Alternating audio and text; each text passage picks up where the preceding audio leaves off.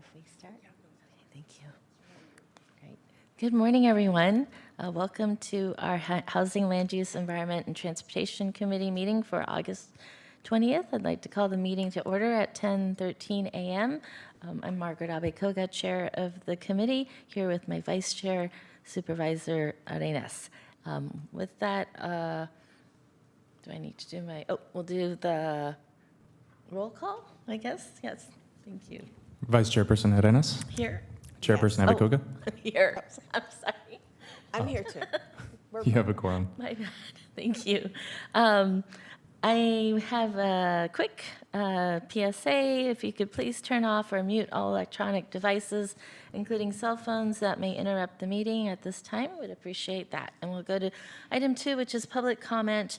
This is reserved for persons who wish to address the committee on any matter within the subject matter jurisdiction of Hewlett that is not on this agenda. This law does not permit committee action or extended discussion of any item not on the agenda except under special circumstances. Members wishing to speak should request to speak at this time by giving a request to speak form to the deputy clerk if you're in the chambers, or by using the raise hand icon if attending virtually. Are there any speakers wishing to speak, clerk? I do not have any requests to speak. Great, thank you. Well, then we'll close public comment and go to item 3, which is approval of the consent calendar. Vice Chair, do you have any changes or comments to make on No, consent? ma'am. I'll make a motion to approve the consent calendar.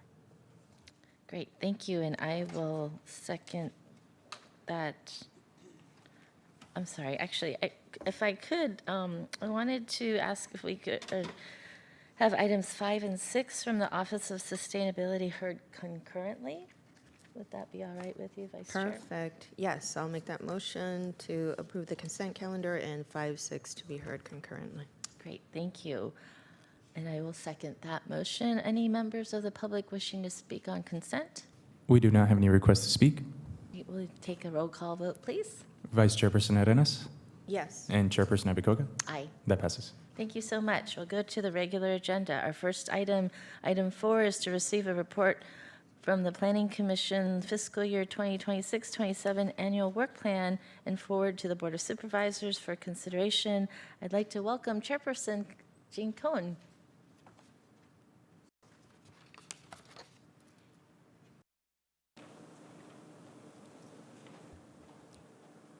Hi, good morning. It's such an honor to be here. My name is Jean Cohen. I'm the new chair of the County Planning Commission. And first, I just want to thank the county staff for ensuring that we're always prepared, informed, and able to actualize the vision of the county at the commission. We have a really solid commission. They're showing up and ready to do the work, and we're excited to talk to you about our work plan for the coming year. It's ambitious, but we're also very confident that we can get it done. As many of you know, that we face everyday challenges in Santa Clara County, enormous pressures around development, housing, climate resilience, and environmental protections. And the decisions that come before the commission are not simply about individual projects or parcels, but they're about what kind of county we want to have now and in the future. This year we have the opportunity to focus on some very important projects. The work plan in front of you outlines them in more detail, but we want to just highlight that we'll be having discussions on important housing and zoning issues related to SB 9 and SB 1123, as well as updates to our accessory dwelling unit ordinance. We'll dig deeper into builder remedy projects, rural zoning, and Permit Streamlining Act, CEQA, and other evolving state laws. And we have major opportunities to think about as we update the general plan for our safety element, our health and justice element, our parks and open space elements. We will also see important projects such as Stanford, Stevens Creek Quarry, and Lehigh Permanente, while taking on broader conversations around sustainability, habitat, and agricultural land preservation. We know that we have an important responsibility to all of you, and we want to think boldly about how to solve the problems in front of us.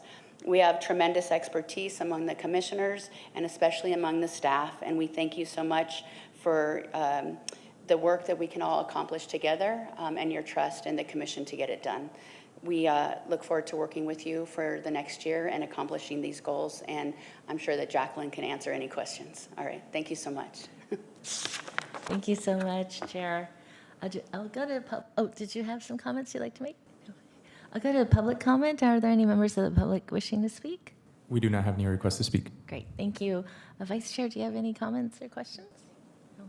Well, thank you so much. It's quite a comprehensive work plan and a lot of big meaty items. So I very much appreciate the work of the planning commissioners and the input and advice that you provide the board, as well as just the work that you do in making a lot of difficult decisions. So thank you so much. Please relay my thanks to the entire commission. And with that, may we get a motion to approve and recommend?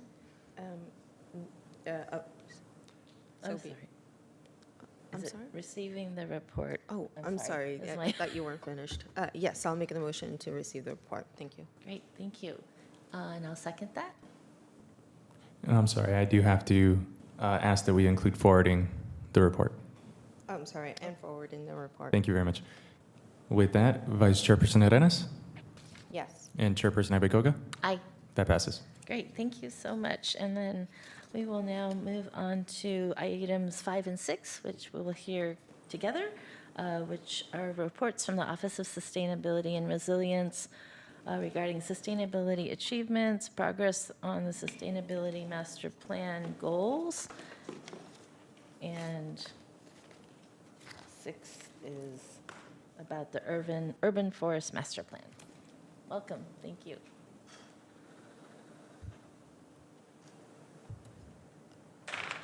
All right.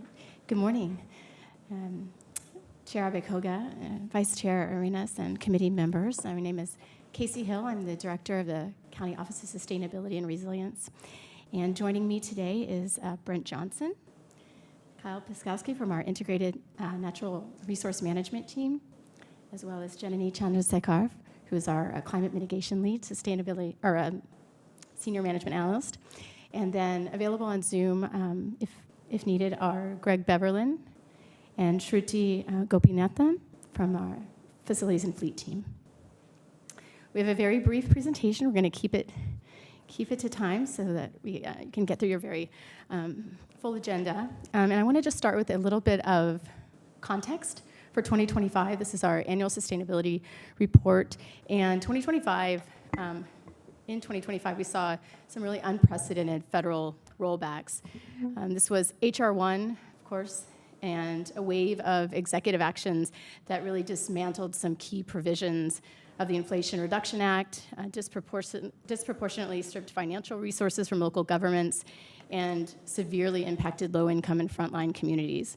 And these included examples such as billions of dollars, unspent environmental justice and community grants that were canceled, consumer and affordable housing, clean energy subsidies and assistance programs being eliminated. And then, of course, in February 2026, we saw the EPA rescind the endangerment finding, which has served as the scientific basis for regulating vehicle emissions for the past 16 years. And all of this, of course, in addition to the overall gutting of funding for healthcare, food, and other critical social safety net services. And this retreat by our federal government has really shifted a lot of responsibility, of course, for protecting natural resources and addressing climate risks to our local governments, including our own county. And the context, frankly, has presented very significant structural and budgetary challenges for our county to meet our ambitious sustainability targets. However, a little bit of reality set there. Next slide, please. OSR, on behalf of our county and with our county and community partners, remain committed to our efforts to move forward our sustainability vision guided by our Sustainability Master Plan. And we're focusing really today in our update on the 3 primary areas of our work, which are strengthening our long-term climate resilience by reducing reliance on the electrical grid, reducing GHG or greenhouse gas emissions through county operations, expanding our community-centered climate mitigation strategies to support more accessible solutions and foster community resident engagement and leadership, and deepening our regional partnerships to amplify benefits by sharing resources and expertise, definitely pursuing joint funding opportunities, and leveraging state requirements to strengthen our multi-sector collaborations. Next slide, please. So our annual sustainability report that we've shared with you include many updates in these areas. For time's sake, I'm going to highlight just a few, and then we'll be very happy to take questions. So first, we're focusing on county operations. We had some significant movement here through solar installations at our 180 Tasman and Valley Health Center Morgan Hill sites, and these were completed in July 2026. There's also a solar installation that is expected to be completed at St. Louis Regional Hospital by Q1 of 2027. All right, next slide, please. Lots of great progress also we're seeing in our Santa Clara Valley healthcare system. And one of these in particular, led by our public health department with support from procurement and OSR, is the Good Food Purchasing Program. So this is a program through which we continue to improve processes for working with local vendors, improving contract terms, building relationships, and strengthening communication. In 2024, fiscal year 2024-25, over $500,000, $329,000 specifically was spent on local food purchases through this program at 3 hospitals, and regional medical center will be coming online very soon. We've also, received the Bronze Award as the county from the Center for Good Food Purchasing, and we'll be launching, with leadership from our Public Health Department, the Greener by Default pilot at St. Louis Regional Hospital very soon, which provides plant-based meals as the default meal to hospital staff and visitors. So following this presentation, as you heard, item 6 will be a report from our Integrated Natural Resource Management team about our Urban Forestry Master Plan. So I will not steal their thunder here on this particular slide, but I will focus on a couple other really important updates, and that's the continued success of our Agricultural Resilience Incentive Program, which is a program that addresses climate change specifically by financially compensating local farmers to implement soil health practices and climate resilient practices that pull carbon out of the air. Another community-facing initiative that I'll highlight here is focused on the disproportionate burden that our more vulnerable county residents face with regard to poor indoor air quality, as well as many of the community-based organizations that serve them. In 2025, our Public Health Department distributed 125 air filtration units directly to vulnerable households, and another 11 congregate air filtration units to community-based organizations that serve those residents, many of those residents. Next slide, please. On the front of collaboration and partnerships, we have a lot of good updates to report here. OSR, on behalf of our county, submitted a successful application to the Ocean Protection Council. This is a state agency that funds local, regional, and tribal governments to develop the sea level rise adaptation plans and to implement resilience projects.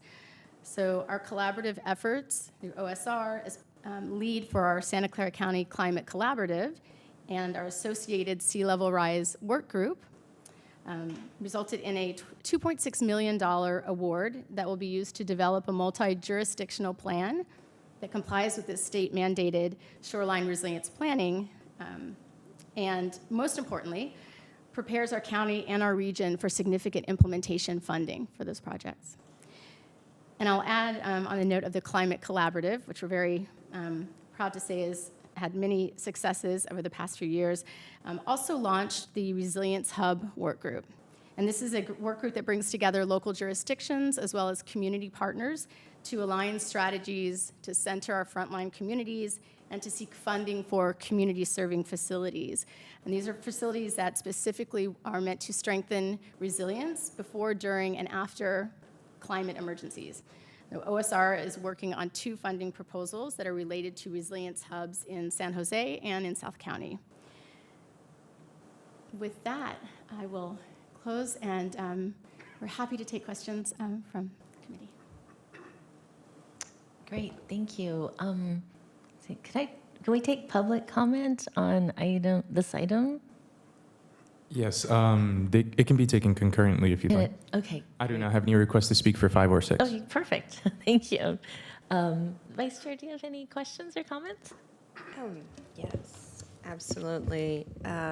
This all sounds like really wonderful work that you've been doing, and congratulations on the progress. I wanted to know about the air filtration devices. Where did those get distributed to? If there was one area that is mostly impacted or highly impacted, I'm guessing because of the air quality, it is maybe focused in one part of our county. So where would that be? So distribution was definitely focused on our lower income areas of the county, and I'd be happy to provide, as a follow-up, a list of where the specific geographies were and the community-based organizations to which those filtration units were provided. Perfect. And the reason I'm asking, one, I want to know where our communities are having a difficult time and how it coincides with the air quality, and if there is a nexus there for that. And then the second thing is how maybe construction impacts, and I'm wondering the construction for the light rail, and I know that could sometimes be an impact for folks as it is ongoing construction. And so I wanted to see if maybe there was some trend that you had noticed over the past year or over the past 2 years, whatever that is. I'd love to just see if I can connect any dots. Thank you. Perfect. And I know that VTA has also made an effort to distribute air filtration devices, and I'm just wondering, are those in the similar places? Maybe another job site as well, another project site. But certainly, I'd like to know. Oh, sorry about that. I'd like to know where that is. And then I know I asked about the Good Food Purchasing program last year, and I was curious to hear if there's any updates or progress regarding like partnering with local farms in South County, in particular.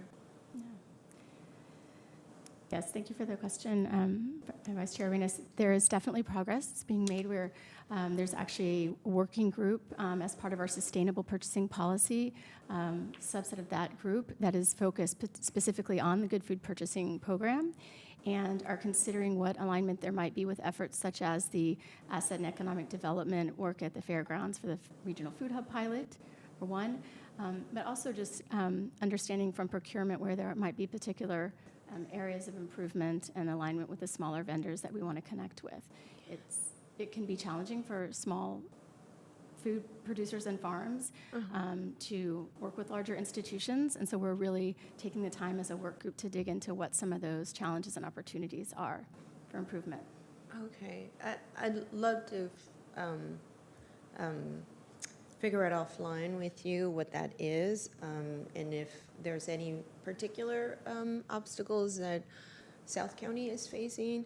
And so what you're saying is that you're doing most of the work with the groups over at the fairgrounds. Is that what I heard you say? So there is a proposed, currently coming through the Asset and Economic Development team, and Food Systems team has been able to provide some support there. There is discussion of piloting a food hub that's an aggregation or a produce aggregation and distribution spot at the fairgrounds. That's in early stages of conversation and planning, but we do see potential for that kind of effort to connect to purchasing from small farms into our hospital and other county institutions.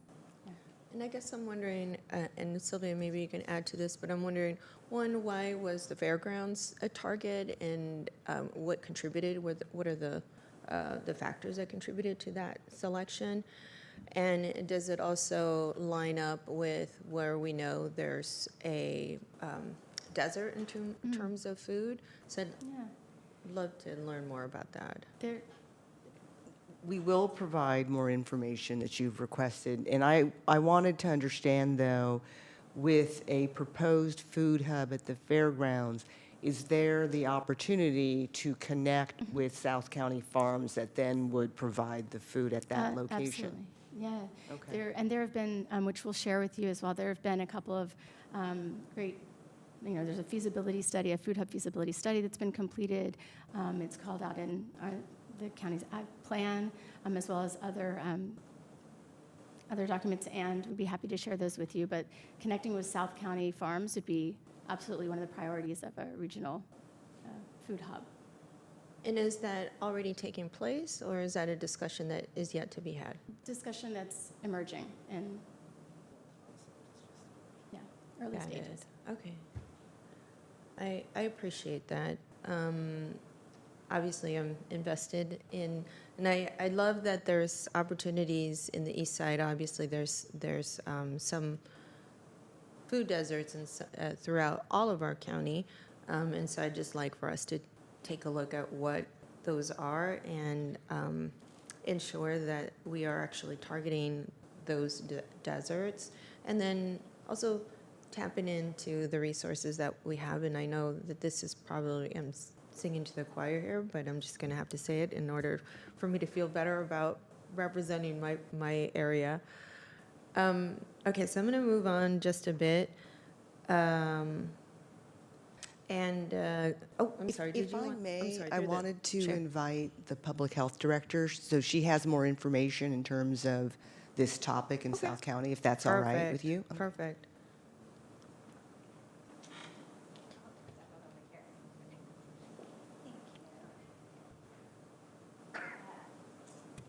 Good morning, Chair Abekoga, Vice Chair Innes. I just didn't want to miss an opportunity to actually thank you, because the heart of the Good Food Purchasing Program, when it first launched, was actually based first in South County. Our initial successes were based at St. Louis, because I think exactly as you're implying, our South County region has the perfect nexus of an absolute need for focus on access to healthy food, but also this wealth of capacity to grow exactly what our community needs to eat. So that's where we really got started. One of the main growth areas during the past year has been actually coming out of a finding from the Latino Health Assessment of where there is need for outsized support for prevention of diseases like diabetes in our carceral settings and our hospitals. And so we've been proud to expand that program to the majority of our hospitals now and to all of our jail settings. So that's been a focus now, but the farming relationships, as you can imagine, have been heavily focused in South County because of that hub at St. Louis. I defer to Office of Sustainability on the fairgrounds process, but I can certainly commit to you that we'll continue to focus on South County relationships for growth there. Wonderful, and there's a lot of different kinds of alternatives. I know the Sobrato High School has a container, and you basically, it's a very vertical idea where they pull out these kind of wall, from the wall, it is something that I don't even know really how to, it's a panel, right? And it they grow all of the greens that contribute to the salads for the school. And then I think one of the restaurants also uses that produce, the leftover produce, for their salads as well. And so I know there's so many different alternatives. Obviously, the folks in South County, that is a business and are not necessarily interested in giving it away, but I wonder what those possibilities are, because it is, and, you know, it's an irony to have folks out there who are farm workers who don't have enough to eat, right? And I know that I've heard there are some parcels that have actually been some folks have lent their land so that folks can have kind of a community garden, and then they distribute that food. So there's a lot of naturally occurring opportunities out there outside of the agricultural industry, because I understand they may not want to, they might want to sell it maybe at a lower price, but I think there's a lot of other opportunities. I'd love to explore it, and we can talk offline. Absolutely, and if I may, that is exactly a core tenet of the Good Food Purchasing Program is we don't want the food for free. What we want is healthier food made locally, grown locally, in a way that both benefits the folks who get to eat it and economically benefits the folks who are growing it. And so a specific focus is buying from small, hyper-local farmers with good growing practices, good employment practices, caring for the folks who are growing the food we all need to eat, and reimbursing them well for it. Yeah, there is a lot of those out there, and I hope that we can focus on the smaller venues, and there's a lot of very small boutique-styled farms that I think would be really good options. Okay, so I'm going to just switch gears a little bit. I'm going to ask about the BIPOC-owned businesses and the ones who completed the green business checklist. Are they the same ones who are enrolled, or have they already been enrolled in the green business program? Did those 15 Spanish-speaking BIPOC-owned businesses who completed the green checklist, the program checklist, did they actually enroll into the program?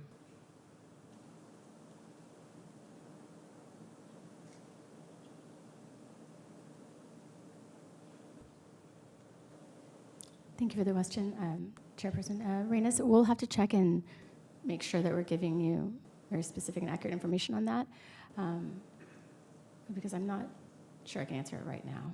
No worries, no worries. The last thing I'll just say, I'm really impressed with our ag liaison, Julie Morris, and I love to see that she continues on with us. And I know, so she secured $750,000 the funding for the county's agricultural resilience incentive program, and then an additional $200,000. And so I just was curious about the additional $200,000. What was that going to be earmarked for? We don't have my colleague here who could. No worries. Yeah. This could be offline. Okay. Yeah. Thank you. No worries. Thank you. And those are my questions, Chair. Thank you. Thank you, Vice Chair. And I have a couple of questions myself. Thank you, first of all, for the presentation, and really impressed with all the great work that's being done.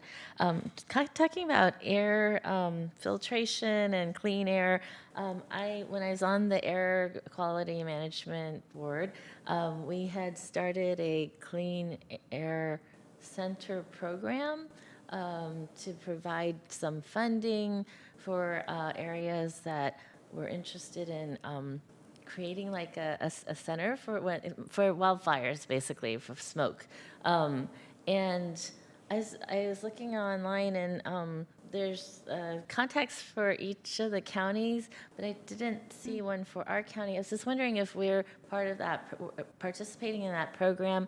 I know that the challenge has been that they don't see our county as, it has to be a care community, right? And we don't often qualify, but I did notice when we're looking, I was looking at the maps, that we do have some pockets in South San Jose and South County, and just, we've been curious as to whether those regions would qualify for this program.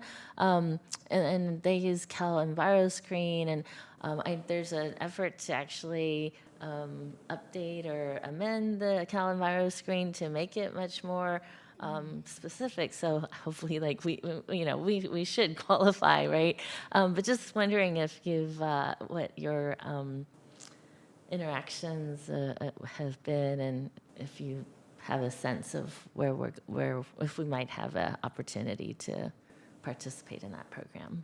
Yeah, we can certainly follow up about that to see if there's an opportunity for us to be more engaged in that area. Okay, great, thank you. It's I look at it as potential grant funding that could help us, and we would have to find a location, but then there's funding to upgrade the location to make it a clean air center. So that'd be great if we could look at that. Thank you. The other issue that I'm quite troubled by is that our employee commute accounts for 66% of our total county greenhouse gas emissions, and I think it went up from 64%. And then I know that because of our budget challenges, we had to cut the Smart Pass program. I know we're talking to VTA about whether we can purchase a smaller quantity for those who actually use it. But what are your thoughts on how can we promote transit, or do we have data on like where our employees live and are coming from, that we can, are there clusters that there's, if there's something we can do for certain clusters, just, yes, if you have thoughts on how we can promote more transit and try to lower that emissions number.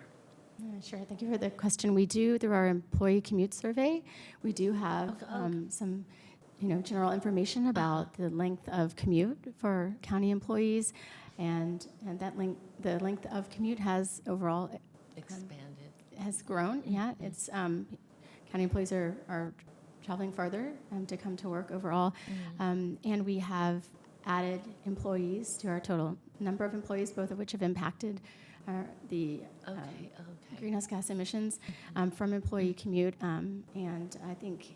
Yes, like thinking about where people are commuting from and how any outreach can be aligned with that makes a lot of sense. That'd be great. I would love to see that data if you could provide it. Happy to share what we have on that. Great, thank you. That's where the questions for me. So should we move on to item 6? Let's do that. I'm going to turn it over to Brent Johnson, who's our Integrated Natural Resource Manager at OSR. Our Office of Sustainability and Resilience. Hello. Hi. It's great to be here. It's an honor to be with you, and I'm really excited to share the Urban Forest Master Plan with you, Chair Abekoga and Vice Chair Arenas and the committee. 300,000. That is the number of vehicles that is offset by trees in this county. All the trees, countywide. That's a big number. We have that. 25 million pounds of pollutants each year are taken out of the atmosphere because of our trees. I could go on and on with the benefits, the wellness, what trees do to help our communities with everything. But they don't take care of themselves, even though and especially in urban areas, that they are something that they need maintenance. We need to replace trees. We need to be out there really working with them to make sure that they remain safe and that they're there for everybody. And they're also not distributed equally across the county. That there are certain communities that don't have the same canopy and are receiving the same cooling benefits of that. The cooling benefits also, they reduce our costs. There's a circular thing there. It reduces our electrical bills for air conditioning because we have trees around us, so we reduce our emissions with that. So there's a lot of benefits, but there's a lot to do with that. So next slide, please. So really the impetus and the beginnings of the origin story of this, of the Urban Forest Master Plan really started, as Casey mentioned, talking about our climate collaborative work groups, the SC4. They all really, if you look at each of them, all of them really connect to, you can make a nexus and a connection to trees. But within the Santa Clara Valley Urban Forestry Alliance, one of the work groups within the collaborative is really where that came from. Is this idea that there was a need for a plan that supported not just the county lands, but all the 15 municipalities and unincorporated areas, the entire county. There was a need to start thinking about this collectively. Next slide. So with that, the county went forward and took the lead and got a grant from CAL FIRE to develop an urban forest master plan several years ago. And with part of that was making sure that we heard from the community. There were community groups, 6 community groups helped the collaborative and the county get input from the community. We got about 900 responses, and they told us what were the concerns and what their cares were with related to urban trees. Next slide. We also did stakeholder engagement, making sure that we also heard from the municipalities, both external partners and also internal departments. So we got input for what was their nexus and everybody's nexus and their needs related to planning for our urban forest. So, next. Which brought us to now, after a few years of working on this, we finally have a urban forest master plan that really provides information and support for all the entire county, for all 15 municipalities. It's the first of its kind for this county, and it really helps us really bring everybody together so we can all start to work together, share data, and build a community related to urban forestry. Next. This really is one of the biggest tools that this map here shows us the priority planting areas based on things such as it's a composite using heat exposure, stormwater mitigation, socioeconomic equity, and canopy cover. And what you can see is those red areas are the highest priority areas within our urban areas. You can see that this will be available for everybody to access online. You'll be able to zoom in, and it can be very interactive. You can see right down into your neighborhood to see what's available. This is already being utilized. This is something that we have there's a grant, the proposal that's going in that's being worked on by Gilroy, Morgan Hill, and San Jose with our partners, Our City Forest. They're putting forward a grant with the Extreme Heat and Community Resilience Program with the state. So that'll be submitted in the next few months, and the data they'll be using will be hopefully from this. They'll be using this to identify places that need those care. So we're already seeing some of these things where municipalities are coming together and working and using some of this to get the word out there. So it's really exciting. So next. It also not only provides useful tools and information to municipalities, the plan also provides information that we can use within the county departments to work together better for the trees that we manage. So that one of the recommendations from the plan is to develop a forestry working group so we can work together, share information, share resources within our own departments. So, next.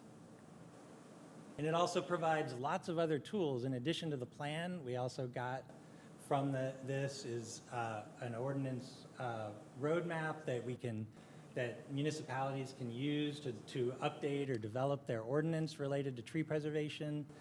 It also provides tools for how to fund an urban forestry program for municipalities. It also identified, it did a internal operational gap analysis for our own operations within the county. It also even provided, what do we do? Sometimes we have to remove parts or all of a tree because it's dead or dying or it's a safety hazard. And what do we do with all that wood? And it actually even has some of the alternatives and options on what we can do, that you can even potentially sequester the carbon from the wood and actually recoup even some of the costs with that. So we even have some of those tools that it's providing. So, next. Yes. And so really the plan really is the culmination of bringing everything together, and we're excited to be able to put this to use and start working with our communities and municipalities and get the word out there about this plan. So thank you. To sum up both reports, notwithstanding the wholesale retreat by the federal government with investments in sustainability and resilience and our own budget shortfalls, the department has been very effective and opportunistic in finding grants that align with our core mission.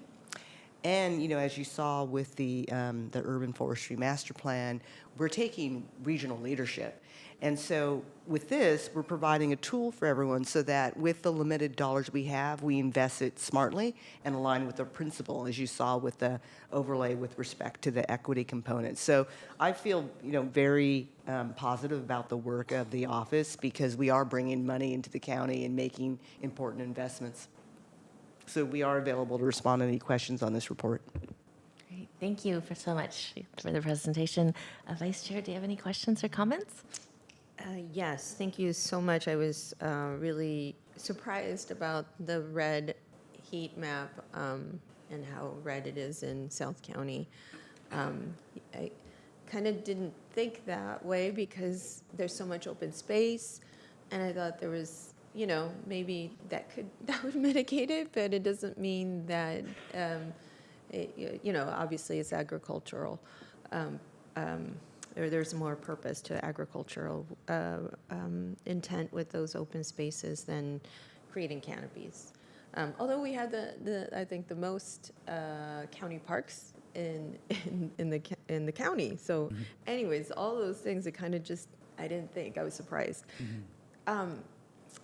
So I wonder how we can marry the item from the previous item and to this item, because I think one of the natural things that we can think about is when you have access to fruit trees, you can have access to food, right? And I know that the elders in my family, anytime they go walking, and certainly I know my team has also shared with me when one of them, like when they purchased their home, their parents said, cut off all those trees, let's put some fruit trees there instead, because that is the benefit to it. I grew up in a home where there was oranges, lemons, figs, walnuts, almonds. I mean, almost, yes, very yummy, pomegranates. I mean, it was just a lot of different kinds of fruit. And I was in the downtown area. Now, that wasn't a home that my parents owned, but certainly when my parents owned their own home, we saw, oranges and lemons and whatnot. But that is kind of a value in certain communities.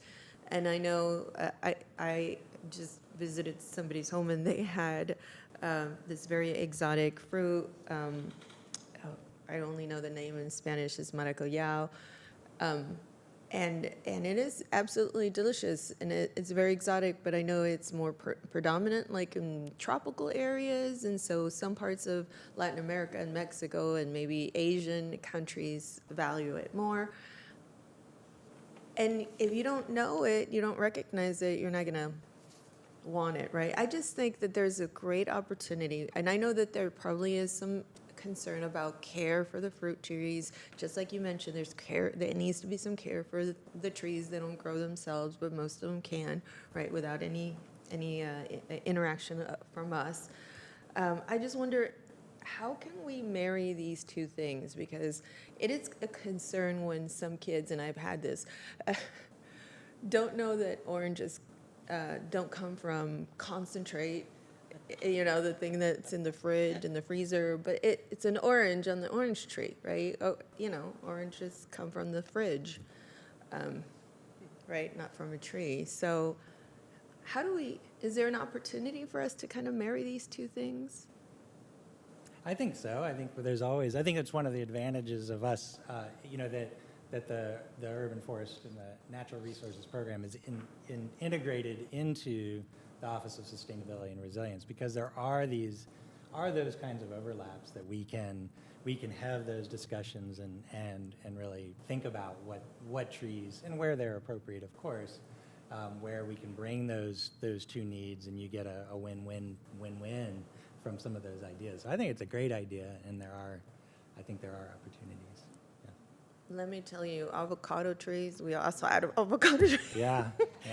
I was so sad when my parents moved from that home because Yeah. it was a huge avocado tree. Yeah. And we are Californians, so Yeah. we love avocados. I just Yeah. think there's so much possibility here.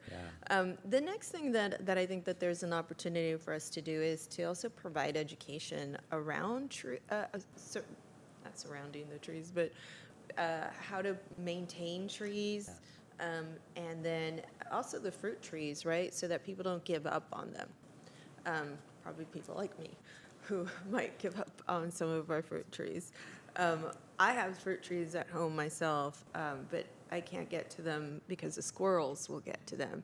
And I don't know what the solution is, and I've tried some, anecdotally I've heard put a dial, the soap bar hanging from the squirrels will not like it, and I don't know what the solution is for fruit trees, but I think that there's a really good opportunity for us to figure those pieces out. My mulberry tree, they love my mulberry tree. I could never get to it. Anyways, and so I think it's very discouraging when you have a lot of, critters who are relying on your trees instead of us relying on our trees. Same thing with my almond tree. Anyways, I can go on, but I don't think I'm the exception, right? I think that there's an opportunity for us to have more kitchen table conversations, and for us to really know like how to take care of our trees and how to take care of our fruit trees. Anyways, I'll stop. But before I do, I think landscape is also another opportunity, because people are still browning, but they want a nice landscape. And so how do we achieve that? And that's not just for people who are well-resourced. It's for everyone who wants to have their home look better, but not waste or invest water. I say waste, but some people may think it's an investment. But anyways, I just think that there's a lot of opportunity for us to do some more campaigning or education, like a very broad-based education.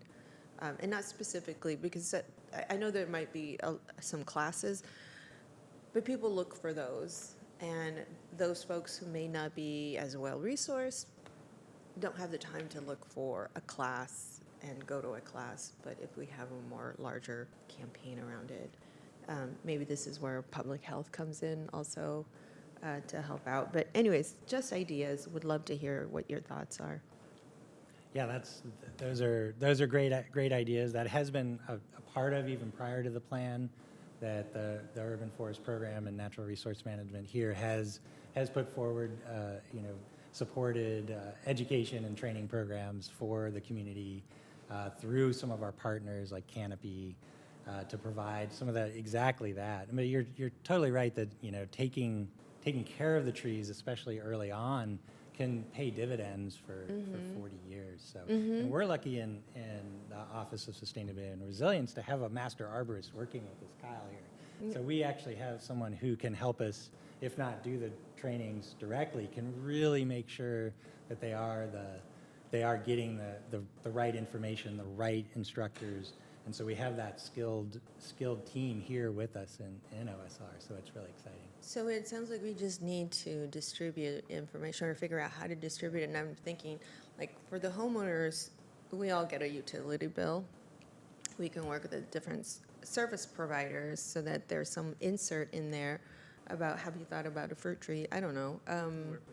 Yeah. How's the tree looking? I think there's just a really great opportunity for some of that information to slip into those envelopes as we're making those payments. And I think we're ahead of the game in some ways because of the Santa Clara Climate Collaborative and the Santa Clara Valley Urban Forest Alliance, because we already have the team. The team is built. Yeah. And so we're ready to implement and start using the tools with this plan and actually hear from the municipalities, from the community groups about how do we do that, what would be the needs, what type of training, what type of outreach we can provide as a group, not just we're a small team, but as with that unified group of experts that are scattered across the county, what can we do to kind of work in a unified way? So Yes, and a master arborist, can you help me fight with the squirrels?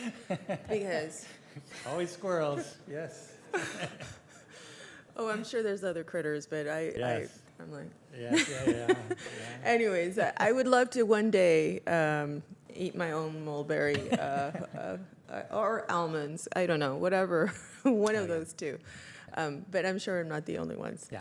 Thank you so much for the information and the plan and all the work that you're doing. I'm excited to see as this moves along how it unfolds. Yeah. Thank you. Exciting. Well, thank you so much for the presentation and your work. We actually just had a wildfire safety town hall recently in Saratoga, and over 100 people showed up. But that's the big topic in my district, as you can imagine. And so my questions had to do with that. Can you speak to how wildfire risk factors were incorporated into the determinations for priority planning areas? Yeah, so it really took a high level approach that it focused on urban areas, so which does go into that wild and urban interface and things, and that priority map did not take into consideration wildfire risk. That would be something that you would, once you've identified a high priority area, you would then want to go in and make sure, and whether it's a wildfire risk or above ground utilities, various things, you're going to have to decide whether a tree or a suite of trees would be appropriate for that area. Okay. So it really, the plan didn't go too far into that wildfire risk. There's other groups, the Fire Safe Council are yes. working and focusing on that, and we would continue to be able to partner with them. I mean, and I'm sure this is what you're hearing in the community things with these groups you're hearing, is that it's just so critical now to make sure that zone 0 right or Yes, immediately yes. around your home is fortified, and the home itself is really one of the focal areas right now with wildfire prevention. But we'll continue to work with these other folks that are Okay, really yes. focused on wildfire, like the Fire Safe Council okay. and others. So, Great. but this plan does give that high level approach, but you will still have to make decisions on the ground And more, about what granular. all those factors. Yes. Okay. Yeah. Great. Yeah. And then WUI areas, how are those areas being addressed? Then, so that's I think what you were just sharing, the interface between urban and rural. Well, I didn't hear what you the Oh, what area? the WUI, W. Oh, WUI, yes.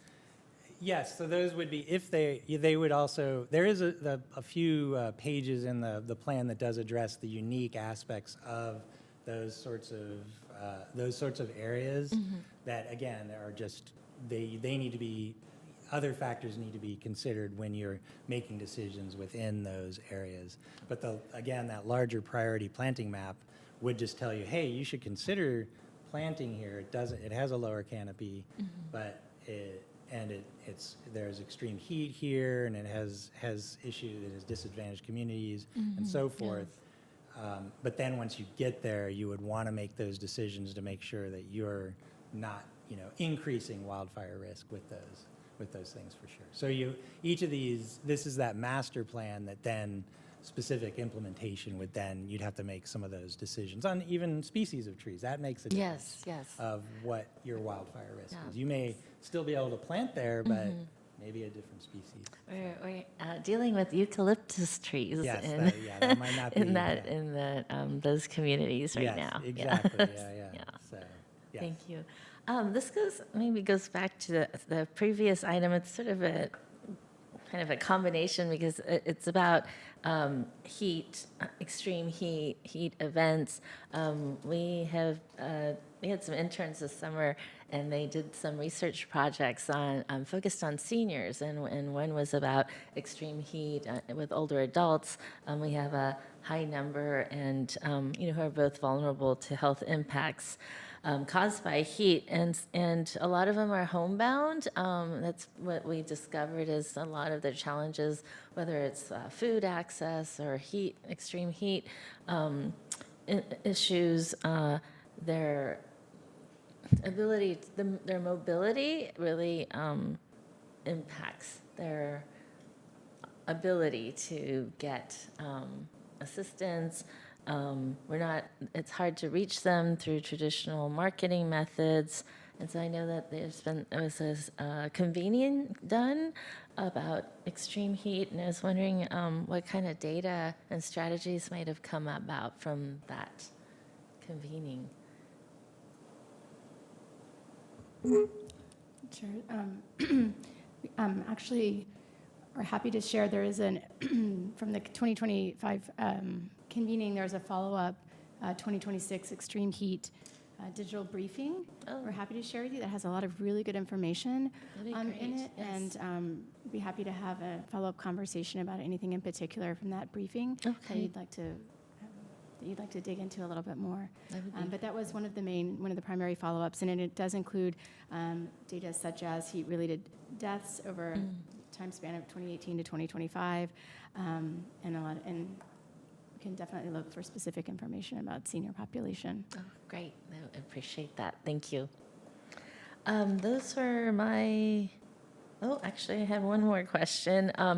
Recommended strategies for cities. So, my city of Mountain View adopted their own urban forest and biodiversity master plan. That's something that we started while I was there, and I just saw they completed it and approved it this year.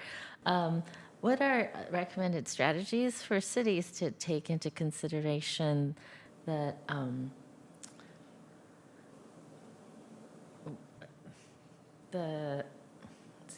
So I guess I would just ask, how are we interacting with the cities? And Oh, yes, yeah. That's a great question. It's really like you have some cities that have their plans out there already. They have their their diversity plan and their urban forest plan already done. That's in the minority. Several, about 4 or 5, have plans completed or underway, and then there's others that don't have that. So I think our relationship and our role is going to vary depending on need and where and the subject matter expertise that's on staff there. Some we go to them; they have excellent expertise there that can be shared, and that would again come through the SCUFA, the Santa Clara Valley Urban Forest Alliance. We have that program.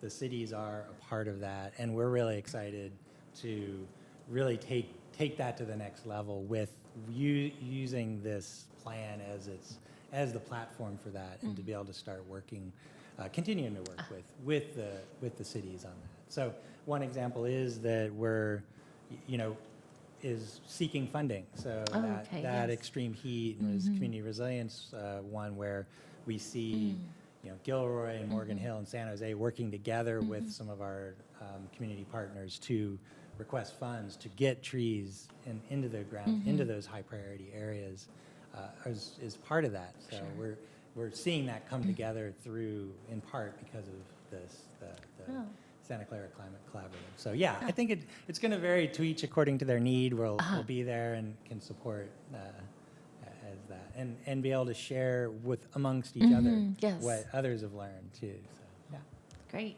yeah. Thank you. If I could add Yes. also to Brent, the section in the report that has specific city profiles and the related recommendations, I think is a really rich area for us to be able to dig into with these particular cities. So. Got it. Yeah. Great. Good. Well, thank you. Thank you so much.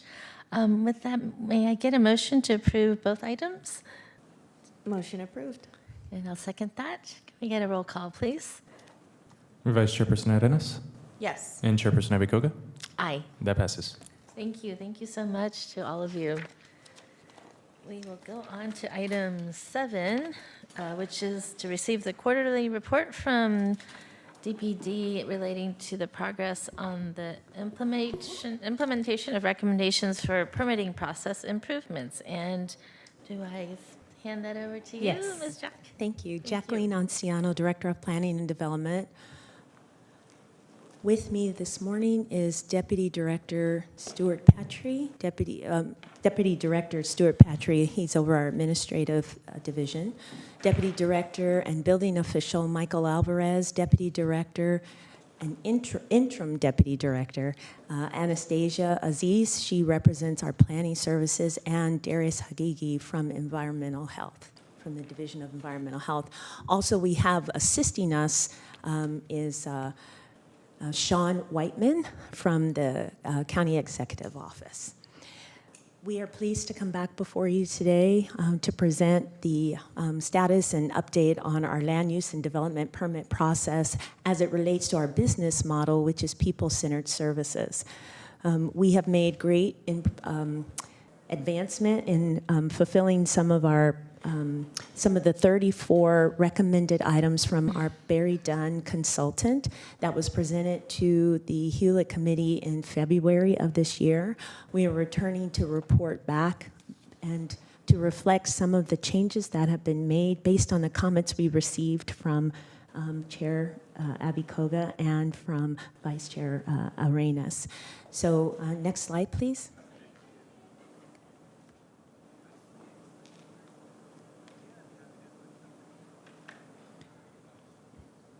Great. So this slide indicates the implemented items that we have made relative to our customer service enhancement items. We have our pre-approved ADUs plans that are available on our website for the public to utilize. Those plans have different elevations that they can select from, and because they're pre-approved plans, it makes the process much more efficient.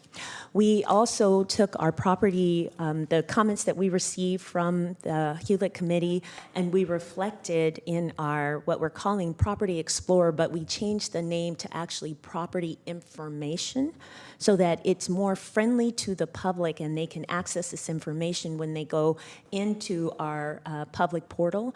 But it is our Property Explorer program, and so that gives opportunity for developers or property owners to understand what the constraints are on their properties so that they can make informed decisions as they're trying to make applications within our system. We have a self-service development permit portal appointment system that we've put in place.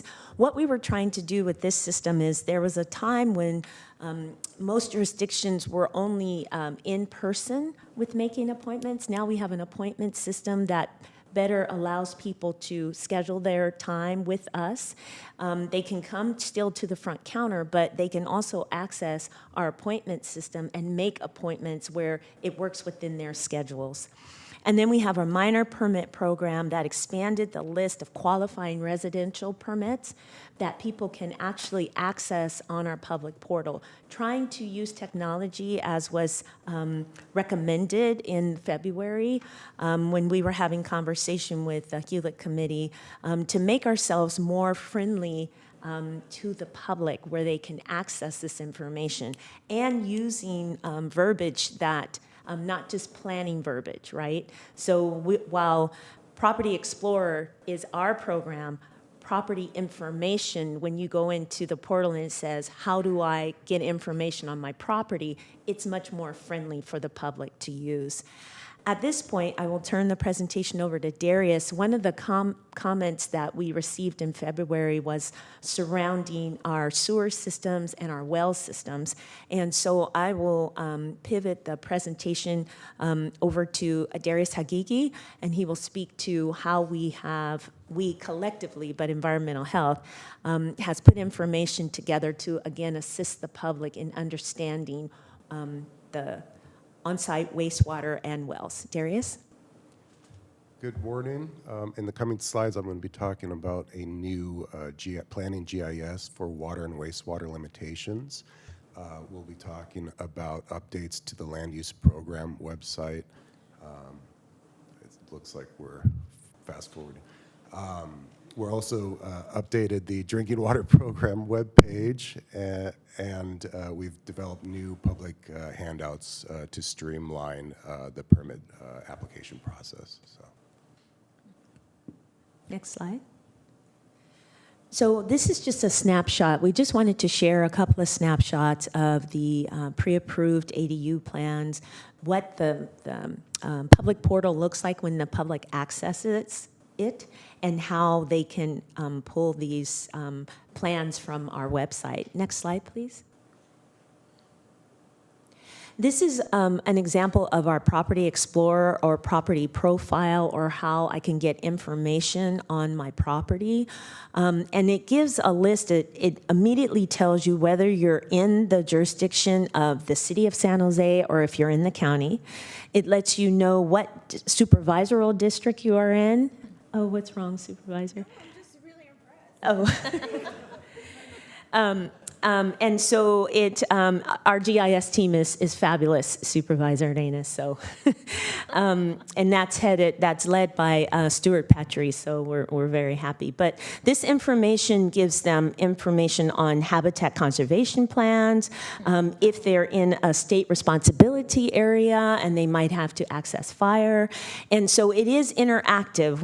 Once you put in either your address or your assessor's parcel number, then this information comes up. And this is great because as they're preparing to submit plans or they come into the department to speak with us about next steps, they have this information on their property and they can make informed decisions. Next slide, please. And this is our virtual appointment system. We have 2 opportunities for the public. They can come into the counter and meet with someone. We encourage people to make appointments because then they're not waiting. And we also, in them making their appointments, they tell us a little bit about what they're wanting to do so that we can be prepared, we can have the right subject matter experts ready to speak with them. And so this is something we're very proud of, and we're going to be rolling this out. Stuart, this is rolling out when? Stuart Patry, Deputy Director over Administration. Thank you, Jack. The appointment system is already up for our planning land use entitlement applications, and that's been going since late September, early October. And then actually on this coming Monday, we have a big shift in our agency. We're completing a project that is going live and will be accessible to our customers, including 2 more appointment options, which are our more general consultation options for applicants that just have any interest in doing a project in the unincorporated area of the county. And so the way this works, thank you, Stuart. So the way this works is there's no fee for them to submit an appointment request for a general consultation, similar to when they come to the front counter.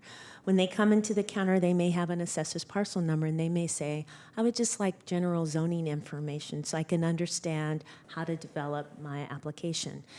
But then there's the land use application appointment system where they may come in, and again, that one, we don't have a fee for that right now, where they may come in and say, I would like to talk to fire, I would like to talk to environmental health. Some of our applications, in accordance with our zoning ordinance and our code of ordinances, do require a pre-application. This is not what we're speaking to now. This is just mimicking someone coming into the counter. And we have 2 days that we have our subject matter experts available in office. On Tuesdays and Thursdays, we have representatives from environmental health, from roads and airports, and from fire. Sometimes our representatives are available through Zoom, so we will set up, we have conference rooms where we can set up meetings where we're bringing in those experts to talk, to meet with people. And so we're trying very hard to make this interactive and be accessible to the public. Next slide, please. And then this is just a snapshot of our minor permit program. Applying for a minor permit, we have a list of those types of permits. You might need a water heater replacement or a furnace replacement. You might have had some rewiring that was necessary. And so this system comes under our development services, and our building official is here if you may have any questions, Michael Alvarez, to speak to the specificity of a replacement for a water heater. And this is available on our public portal. Next slide, please. At this time, go ahead, Darius. Good morning again. Darius Hagigi. I'm the Environmental Health Program Manager that oversees the land use and drinking water programs in environmental health. I'm here to talk to you about some of the environmental health improvements that we've made to the website that do assist with the county permit streamlining efforts.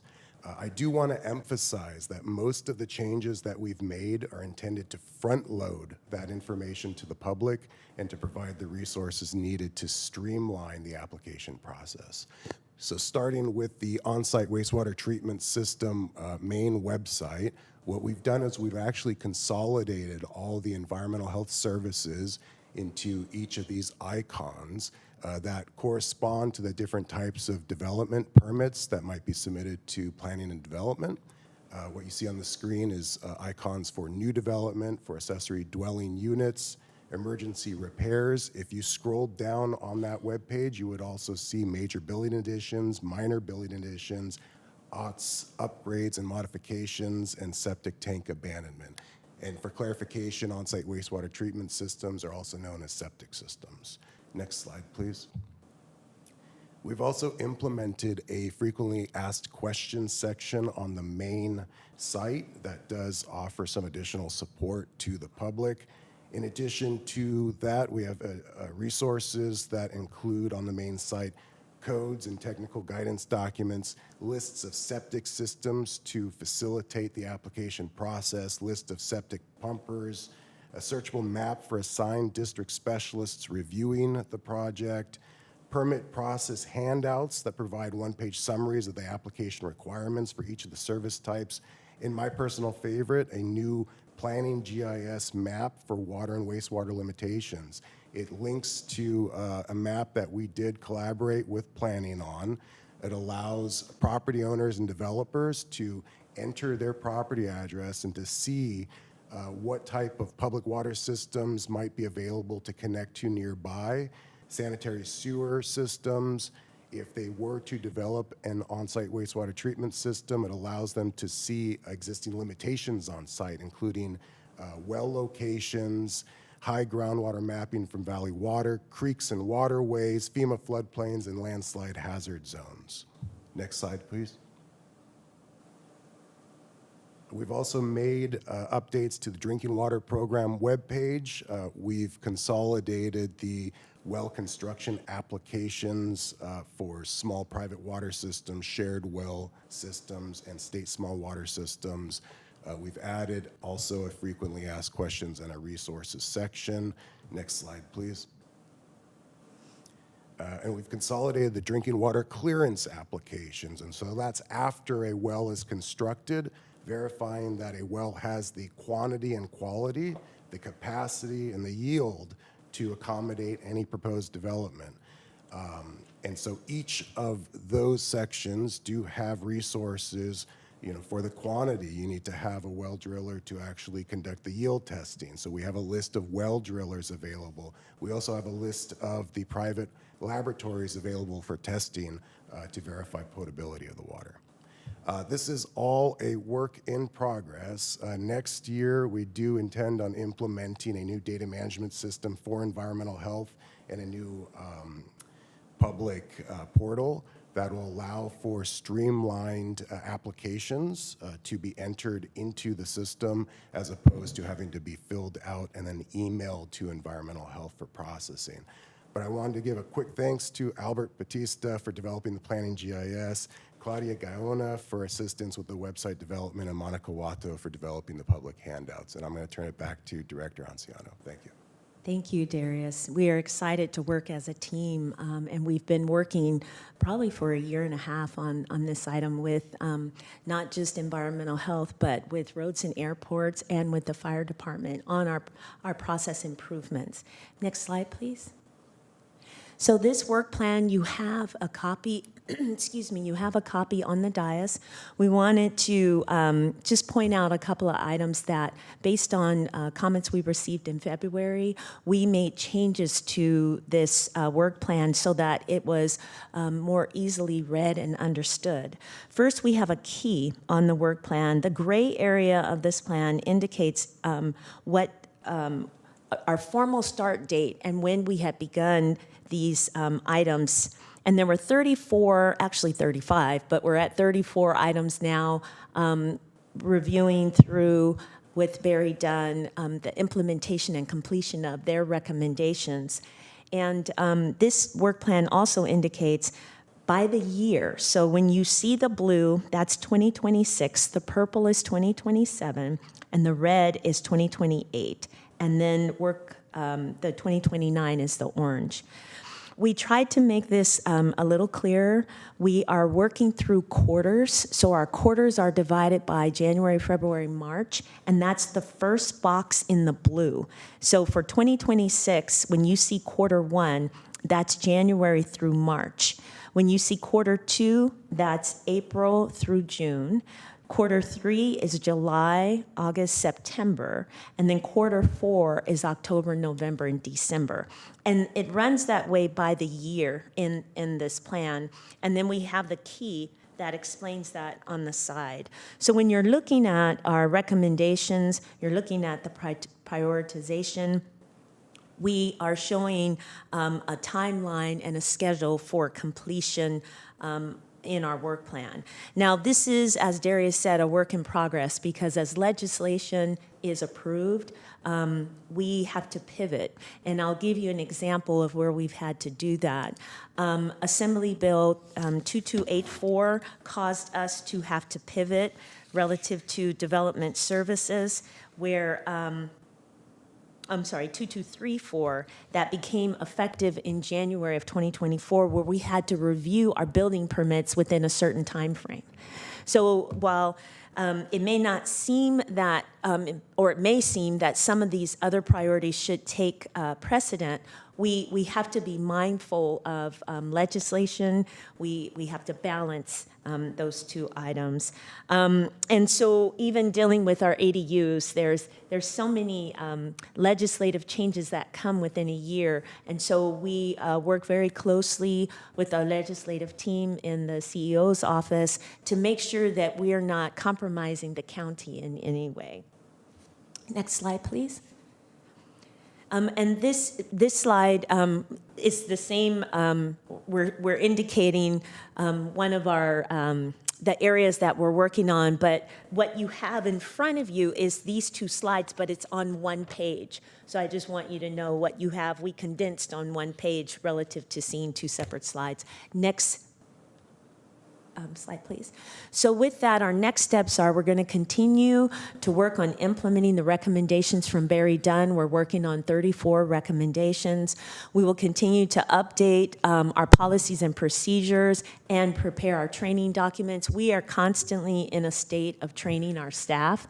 And we do have a wonderful group of staff. We collaborate with our the other agencies consistently on many, many projects. Most of our meetings, we bring them in, and we're supporting the new business practices and standards that we're trying to establish. So our next quarterly report to Hewlett is scheduled for November of 2026. And so we want to make sure that we're being responsive to any concerns that the committee members may have. And so this concludes my presentation, and we are available for any questions you may have or clarifications. Thank you. Thank you so much. We'll go to public comment first. Anyone from the public wishing to speak? I do not have any requests to speak. Great, thank you. Vice Chair, do you have any questions or comments? Thank you so much. So I was looking up my my own property, Explorer. I'm glad to see a lot of no and non, and yeah, nothing applies to me. So that is really helpful. So I could literally do this if I wanted to purchase a property out, I don't know, San Martin, right? Mm-hmm. And figure out whether so the San Martin planning area item probably will say yes, and the commercial use permit area, if it indeed was within that area, would maybe pop up. And so if it did, I see. Then it goes into the planning area, and then the plan itself, or some part of the plan, and then you can continue to go down that rabbit hole. Okay, that is really neat. So is there, so say I go to the plan, but it doesn't tell me whether what I can develop, right? How do I kind of reconcile those two things? So I read the plan, I good with it, like now what I want to build, I don't know what it is that I want to build, but say it's allowable because I've read the plan and it's like, oh, you're good to go. How do we then merge both of those two intents? One, the information that's on the Property Explorer, and then like the next steps. What are the next steps? If I may, Jacqueline Anciano. Yes, so the next step would be either you come into the counter or you make a general counter consultation through our appointment system. And you would say, this is my assessor's parcel number, I'm looking at the property profile or my information. Can you tell me through the zoning, I want to build an ADU? What is that permit? We have the ability to just either email you through what we create is called an inquiry. And I'll let Anastasia explain this. We have created this inquiry where when we give information to you, we put it into our Excel system so that if you call back and you get somebody else, they can just put in your APN and they can say to you, here's your zoning, this is what you need to do. We also have the ability to give you that snapshot and send that to you electronically or in the mail of what you can and can't do. Relative to, like, let's say you're zoned rural residential and you want to know what's allowed, what's not allowed. We have that ability to send that information to you. Couldn't it just populate? We would like to get there, and I'll let Stuart talk about that. We would love to get to I'm a like, place no, no, where, listen, let me, before we go in that direction, Yeah. let me be grateful for where we are right now, because I know this is amazing. And I think this is really helpful for folks who have a lot of questions about that, because I know there's folks who call our office and say, hey, I'm thinking about purchasing something. And then, of course, I have Patrick in my office who is a wizard in trying to figure those things out, but he shouldn't have to be, right? That's right. We can just go to this property, explore, figure those pieces out.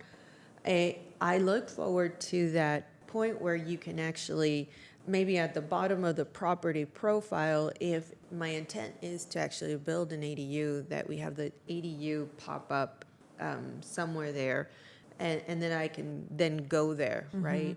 Or like some of the options where, I don't know, I want to build a horse stable.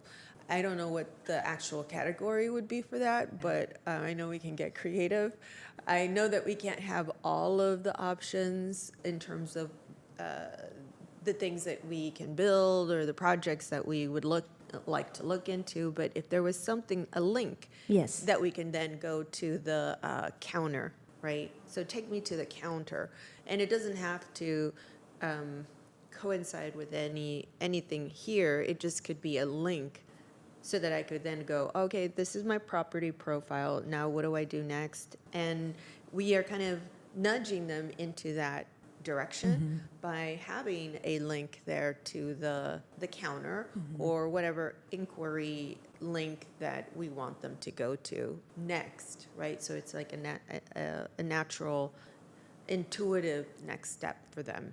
This is what you do next. Because most people who are looking at their property profile, what would you say are like maybe the top 3 reasons? One, they want to build something, but what would you say the remaining reasons would They're be? either purchasing the property, like you Or say, purchasing. and they want to know what they Right. can do on the property. They want to make improvements, right?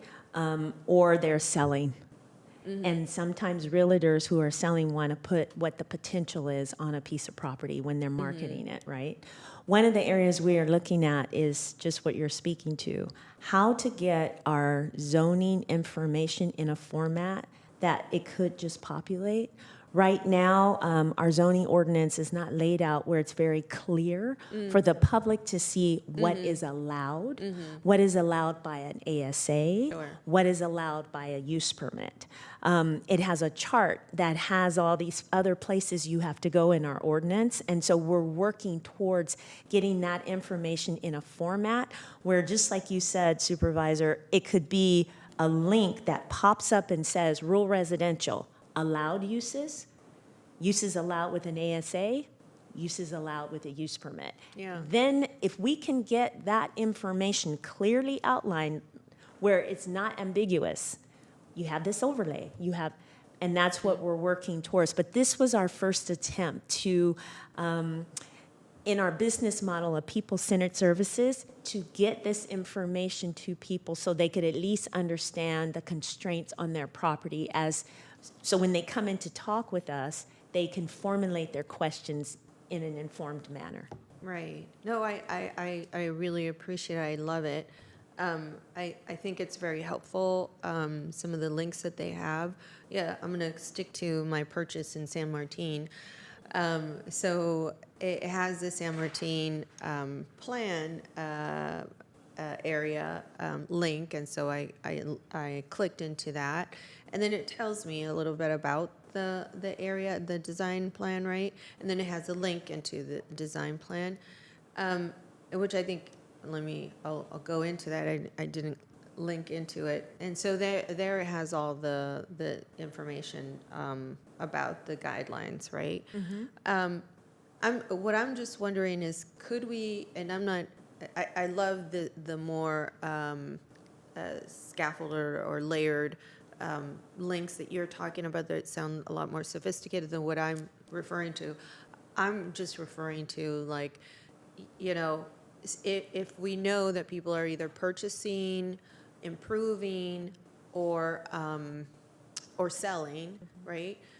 That we could then, those natural next steps would be go to the counter, or I don't know, go to the whatever other feature there is, like the top 3 things that connect with those purposes, so that they can just go back to kind of, the home, if you will.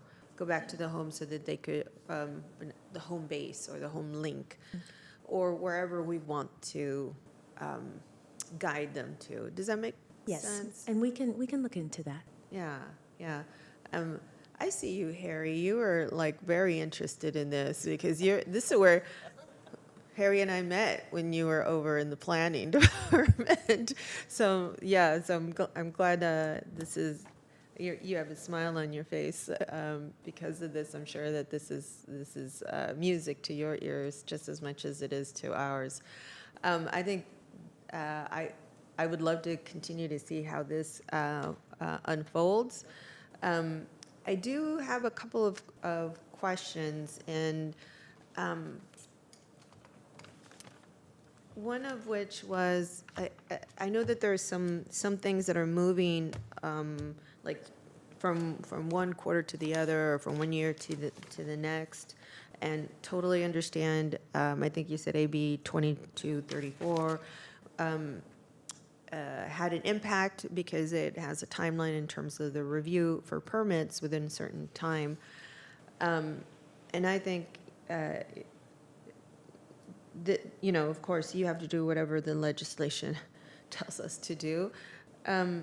I'm just wondering, I think for a couple of ones that I'm just wondering specifically about, and it's the document and modify the code enforcement process. It was targeted for the end of, for the beginning of this year. Now it's targeted for the middle of 2028. Code enforcement is big in my area, as you well know. Is it because it's so complex? Like, if you could just tell me a little bit more about why it's pushed out. I mean, I get if it's pushed out to next year, but this is 2 years, right? Yeah. Or a year and a half. If I may, Jacqueline Anciano, we're not pushing it out where we're not addressing it. It's layered. And so we have the first manual prepared already. We're trying to pivot from code enforcement to code compliance.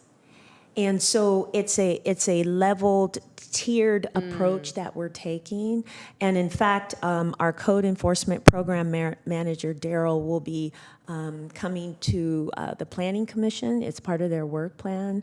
And so while you see maybe it's pushed out for completion, we are currently working on it and reporting on the changes that are being made and working closely with our county council, Michael Rossi's team. And so we are moving ahead with the code enforcement. Perhaps in the next quarterly report, we can Yeah. put a focus on code enforcement if that's your desire. Sure. Yeah, that would be great, just so that I can understand it. I went to the fair last night, the county fair, and so there was actually somebody who approached me from South County about their permit process, but, we can talk about that offline, but I said, yeah, I'm happy to help out. So anything that could, obviously, I know South County has, if we had a heat map, I don't even want to finish that sentence, but I get it. I'm just, anxious to learn more, and so more information would be wonderful, so thank you. And go ahead, Kendra. Thank you. I just had a couple of questions, and thank you for the good work. This is exciting. It's playing around on the website, and it's really great to see all the features now. But I was wondering if the department's been able to identify metrics of success for each of the customer service enhancements. So I'll turn, Jacqueline Anciano, I'll speak to it a little bit, and then I'll have Stuart Petrie talk about that. We are embarking on our surveys, and so that we can then see where, first of all, we need to understand where we need to improve, right? Yep. And so we were using, we had a survey that was implemented, but it wasn't being utilized. And we don't want to force people to respond, but we want to somehow garner that information from them before they get their permit issued. So what we were trying to do was, before the permits were issued, they had to fill out the form, Okay. the survey. But we thought, that's a little, but we were looking at ways to motivate so that we could then set these matrix up. Okay, And then, so okay. we're trying to figure out how to conduct those surveys and where they're most appropriate. So yes, we are working on that. Great. Well, thank you. I'll look forward to getting that information. And then the other areas you probably can guess in terms of AI and AI tools, have you had a chance to identify where technology, not just AI, but just technology in general, could be utilized to improve our processes? If I may, Jacqueline Anciano, we are considering how to use AI, and we were talking about these little vignettes where people actually come on and we speak to how to get through our process. We have to work closely with our TSS team. And the Copilot is what we're using right now in our county. And so we are exploring the use of technology for educating the public, but we haven't expanded on what that could look like. Okay. So mostly in the education information sharing area. Yes, we want to be careful. When you go onto our website, excuse me, we have to be very careful how we're using it. If you go into our website right now, we have an alert on our website because we had been accessed, and they were sending emails to people asking for payments, and they were using us. Oh, really? Yes. So when you go onto our website, so we're going to be very careful and work very closely with TSS. We're trying to figure out what part of AI do we want to use, what's that liability for the county, because they were sending out to some of our applicants requests for monies, and the staff found out about it, so we have this alert that is on our website right when you go on, and we say, beware, please, if you get an invoice, and that's before they even start doing property profile. So we are looking into the use of it, but we have to be very mindful. Great. Thank you. That's all the questions I had. Could we get a motion to receive the report? Oh, yes, but before I do that, I just wanted to follow up with that. Did we manage to interrupt that before their payments, or do we know if people were Yes, swindled? they actually reached back out and asked, is this real? And that was how we got wind of it. And that's when our IT people put the alert up and we sent out a message. Yeah. So, but we don't know whether there were other folks who actually made payments and thinking, oh, I made my payment with the planning department, and so I'm good with whatever permit or whatever it is. It was 2 projects that I'm aware of, but I'll yield to Stuart, Deputy Director of Administration. We are aware of one individual that did make a payment, unfortunately, and so we recommended them over to the district attorney's office to look into that. But other than that, we have had multiple folks notify us, and who luckily did not make payment because they were questioning these emails. Unfortunately, they're getting pretty sophisticated now, and I think AI is making that even more profound in the abilities and capabilities. And so what we're seeing is emails that are replicating and pulling data from our public websites, like planning record numbers, and saying, we know you went to planning commission and you need to make a payment now, those kind of things. So we're being very sensitive to that and trying to think of a way to educate and limit. We don't want to not be transparent and put information on our websites, but now we're getting kind of hacked in a way, and these phishing schemes are coming up, so. Yeah, well, I think there's always an opportunity for us to figure out how do we ask for payments, right? Because there's folks, different companies who will say, we will never call you for a payment, right? Or we will never send you an email. It'll always be in a letter. And so I think that we need to figure out as we move through this, not to limit ourselves in terms of how we utilize AI. I mean, it's a double-edged sword. I've resisted for very long. I'm not a resistor anymore, but I think we need to be careful with how we integrate AI into our everyday practices, because, yeah, we do want to provide folks with as much information, because that's what this is all about. This effort, this reform is to provide folks with as much information as possible so that they can either purchase a property, not purchase it because they will not be able to afford the kinds of improvements that they're hoping to see one day on that property, for fear, and we can't hold ourselves back because we fear that we might get phished or whatever it is that folks seem to think of when they can get a large payment out of folks, right, who are desperate to move things along. So I just think that we need to figure out what are some of the best practices that other companies have taken that exist, that have a lot of information available out in the ether.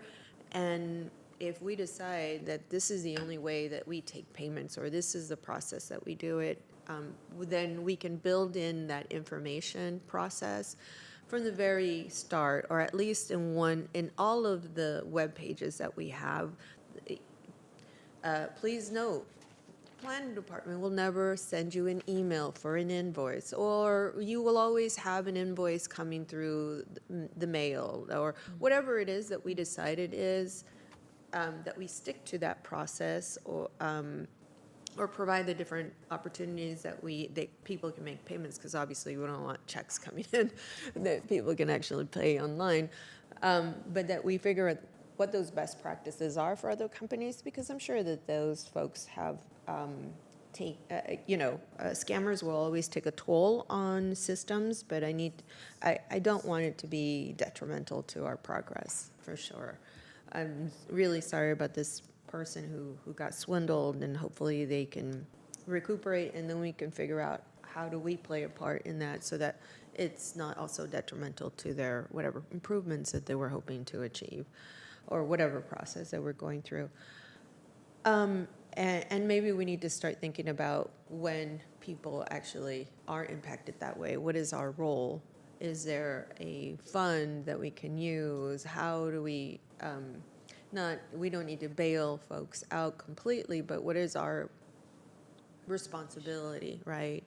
And I don't know what the answer is, but I think that we need to at least have the question out there to figure those pieces out.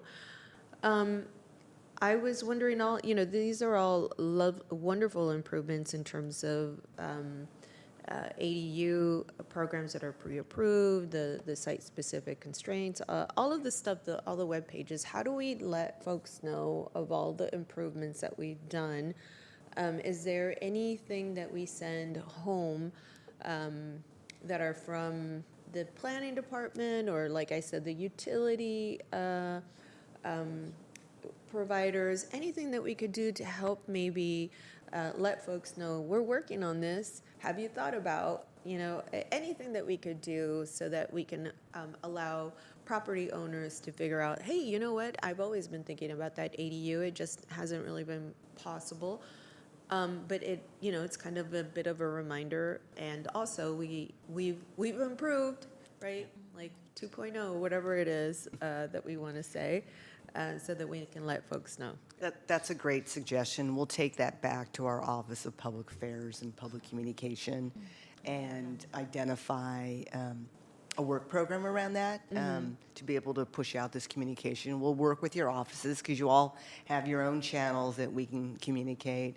We'll work with our partners, for example, the San Bertin Neighborhood Association. That could be a vehicle for pushing out information as well. So we're happy to do that. It's a great suggestion, and we'll come back and share with you. And you'll likely be contacted, your office will be, in terms of helping us push out the information. Thank you.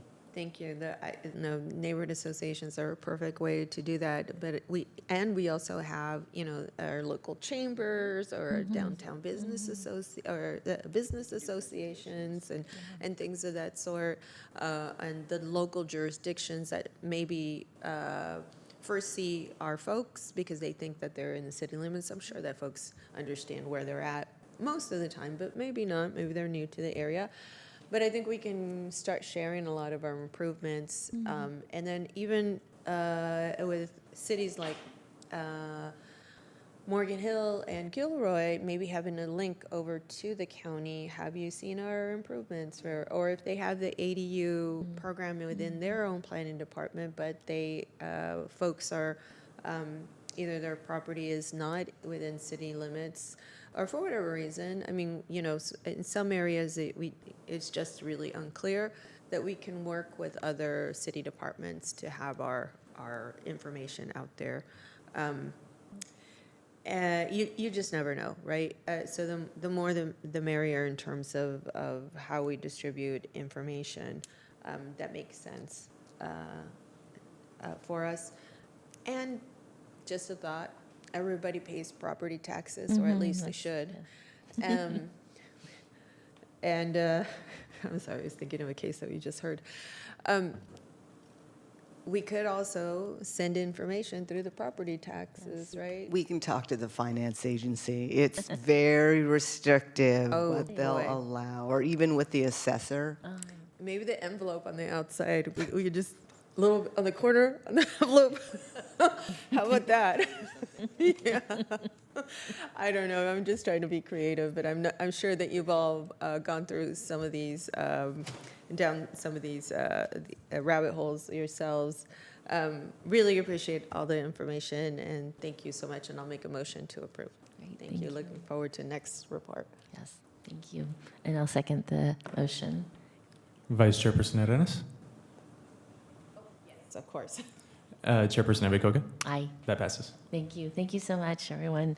We'll go to item 8, which is to consider recommendations from the Office of Supportive Housing relating to supportive housing system of care reports. And is that KJ? Can we start off with you? Good morning, Chairperson Abekoga, Vice Chair Arenas, KJ Kaminsky, Director for the Office of Supportive Housing. This item covers our supportive housing system dashboard, as well as highlights from our temporary housing programs and our homelessness prevention programs. We do have a presentation prepared, but given the hour, just curious if you would like us to cover the presentation or just go straight to questions.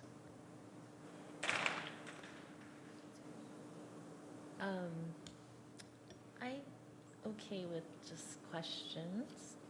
Is that In that case, I'll just introduce the team. I'm joined by Hillary Armstrong, Deputy Director for our office, as well as Program Managers Jessica Orozco and Leila Qureshi. I'm happy to take any questions you have. Great, thank you so much. Let's get a public comment. Any members of the public wishing to speak? I do not have any requests to speak. Great, thank you. Vice Chair, do you have any questions or comments? Yes, thank you. I know that we get some subsidies from the federal government, and I don't know how the cycle from the federal government, where we are exactly, and if that we've seen an impact just yet from, or are we pretty stable there? Thank you, Vice Chair Arenas. So we primarily have two different types of federal subsidies. Those that are managed through our office are through the Continuum of Care program. As of right now, we still have those subsidies. HUD has attempted to make some changes to that program that would reduce the amount of subsidy assistance available, but we have so far prevented those changes from moving forward through litigation. So we are awaiting HUD's, what their next step will be to release another notice of funding opportunity, but we don't know when that will be or what it will include, but we'll continue to work with County Council on options there. And the other type of subsidy that program participants utilize in our programs are through the Housing Authority. Those so far also have been, the funding for those has been flat through congressional appropriations. Thank you. How is philanthropy options looking as of late? Are they, I mean, I know everybody's trying to look at other options as they're losing funding. How is that option for us? Is that pretty solid, or, our partnership with philanthropy pretty solid, or are they also dwindling down in terms of their funds and the options that we have with them? I can't speak to all of the philanthropic partnerships. Some of them are directly with our nonprofits. I would say our most direct relationship with philanthropic dollars is through our homelessness prevention system, where Destination Home has raised dollars to support the prevention efforts. They so far have maintained their commitment in that program, but certainly, a lot of the nonprofits that we fund or support and maybe co-fund programs, they're using philanthropic dollars to support those programs as well. As far as I'm aware, there haven't been significant decreases across the system, but I can't speak on behalf of all the Sure, partners, I too. just mean anecdotally, as you see things shift, it would be, it's just something interesting to continue to keep track of, right? Because when those folks are hurting, we know that our smaller agencies are going to hurt, and obviously it's a whole cycle. I just thought it would be information that could help us figure what else could we do in terms of fundraising. And I know that there's a lot of people who still want to do the right thing, and I don't know if we've taken any measures. And Edgar, I know you're sitting right next. You've done a fabulous job of fundraising for animals, for our animals in the shelter system, and so it's something that I would normally not think would be very popular, but obviously, animals and pets are part of family systems, and I'm just thinking about maybe some of the non-traditional ways that we haven't really gone down the path, because maybe it's just we expect some of our nonprofits to do that a little bit more. I just wonder if we would be able to explore some of those options in the same way that we've done it for, well, now I don't know how much money you have in that fund, but it was in the millions the last time that you reported it. And I think every penny counts right now when families are extremely struggling. So I don't know if we have a focus or an opportunity to actually do any fundraising ourselves, versus seeing that come through our nonprofits that we work with. We work really closely with our partners at Destination Home, who historically have worked with us to leverage philanthropic dollars to support our supportive housing system. Excuse me, more than directly ourselves, but the landscape of philanthropy has changed a lot too, with significant consolidation in the way that foundations are raising money and funding programs. But we work really closely with Destination Home to provide as much information we can about the success of our programs, the outcomes that we're achieving, and partner with them to try to leverage private dollars to support our system. Yeah, I get that. I just think we have 5 board members that cover different parts of our county that can tap into different resources. I just think that it is an opportunity that we haven't really explored, that I think other folks have, maybe in nonprofits, because it may fit them. Maybe it's better suited, but in our system. And so I'm asking to maybe explore in the future what we think that could look like, and pull us as board members into some of those efforts. Now, I'm not speaking for the whole board, but I certainly think that there's an opportunity for us to see what the appetite is for the community, to continue to feel like they are responsible and accountable for the folks that they see out there, and to try to solve for the problem by, if maybe they can't volunteer, that they can actually give some money, right? And maybe it's not significant, but I think that we haven't tapped into that just yet. So I'd love to see what that would look like in the long run. Because that could mean, a deposit for somebody who may not traditionally fit into the profile of who's eligible, but that surely could utilize it in order to maintain that roof over their heads, right?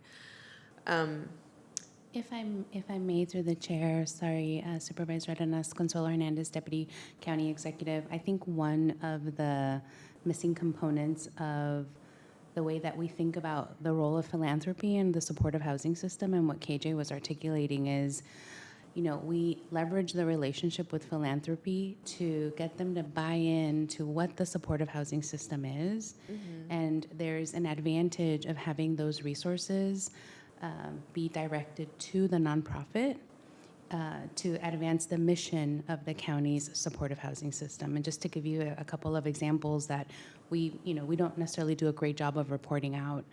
Last year, as you know, the county invested a significant amount of money in our efforts to prevent people from becoming homeless who also had some form of immigration status issue, or who were at risk of losing their homes because of the changes that KJ described with the Housing Authority, right? The HUD administration and federal administration made modifications to households whose one person in their household, mixed status families is what they're called technically, but right. So we worked really closely with the Housing Authority to assess that risk, worked with the Homelessness Prevention System, and the Sobrato Foundation helped donate, I forget, Jessica, how much it was, but like a little over $1 million is the gap we identified. Mm-hmm. So that didn't come directly to the county, but it went to Sacred Heart to help identify families who were at risk while protecting them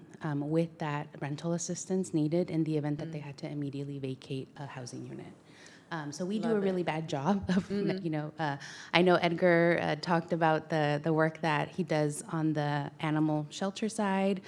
Destination Home has this really great program that helps feed. We have a number of our participants and tenants in our housing projects that can't afford spay-neuter, they can't afford food for their pets at times, and Right. so there's a partnership with the Humane Society on the doggy side, and they actually come and they do all the trainings, and so like we don't quantify that, Right. and there's always going to be a gap, of course, but maybe Supervisor, one of the things that we can just work together to kind of articulate what those opportunities are, Yeah. and then show you how it manifests itself in the system. Because, generally philanthropy is always a little risk averse and given directly to governments. Right. Right. And so And I think I we can don't- do that. Yeah, no, and I appreciate that. I think the one difference is, and I appreciate that we do have I recognize that we have our unhoused community who does go into the spay and neuter programs to take care of,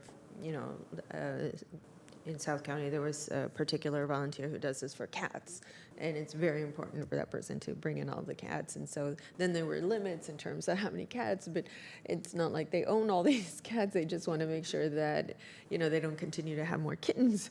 And so it is part of kind of like what they do as volunteer, if you will, but it's also for the unhoused community to take advantage, and they absolutely qualify for both of those categories. But what I was referring to is the actual government having maybe our own foundation in the same way that school districts have foundations, right? That we receive the funding, or our foundation receives the funding. Our fairgrounds folks who run the county fairgrounds, they have a foundation, right? They themselves are kind of a quasi-government body, but they also have a foundation. I think there's some level of legitimacy with our government in receiving and letting folks know that we need their support, and allowing for those folks to be responsive and to rise to the occasion. And we have just never asked them to do that ourselves, right? It's always been through this other way that you just finished describing. And I know it's very non-traditional. I'm just putting this idea out there that I think that times are going to be very, very difficult for families. And when families are stressed, then our kids are stressed. And when families and kids are stressed, then there's more likelihood that there's abuse that is happening. We have already seen that in research. We know that that's what takes place. The abuse is more severe, and sexual abuse is more probable. And so I think about it in so many different ways, not only to help our unhoused community or folks from losing the roof over their head, but also a way to mitigate abuse for our children and the stress levels for our families. And so anyways, I'd love to see if we can just have an offline conversation about this. I think there's an opportunity for us to step into this role as we will continue to cut from our budgets in a way that we haven't seen before. And so I think we just need to do things that we haven't done before.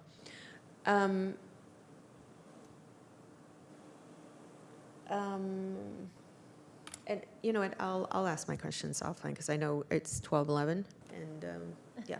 And I'll make a motion to approve, if that's okay. Thank you. I'll second the motion. I did have one question, and thank you for the report. Congratulations on exceeding the goal of housing 20,000 people. That was that's a big accomplishment.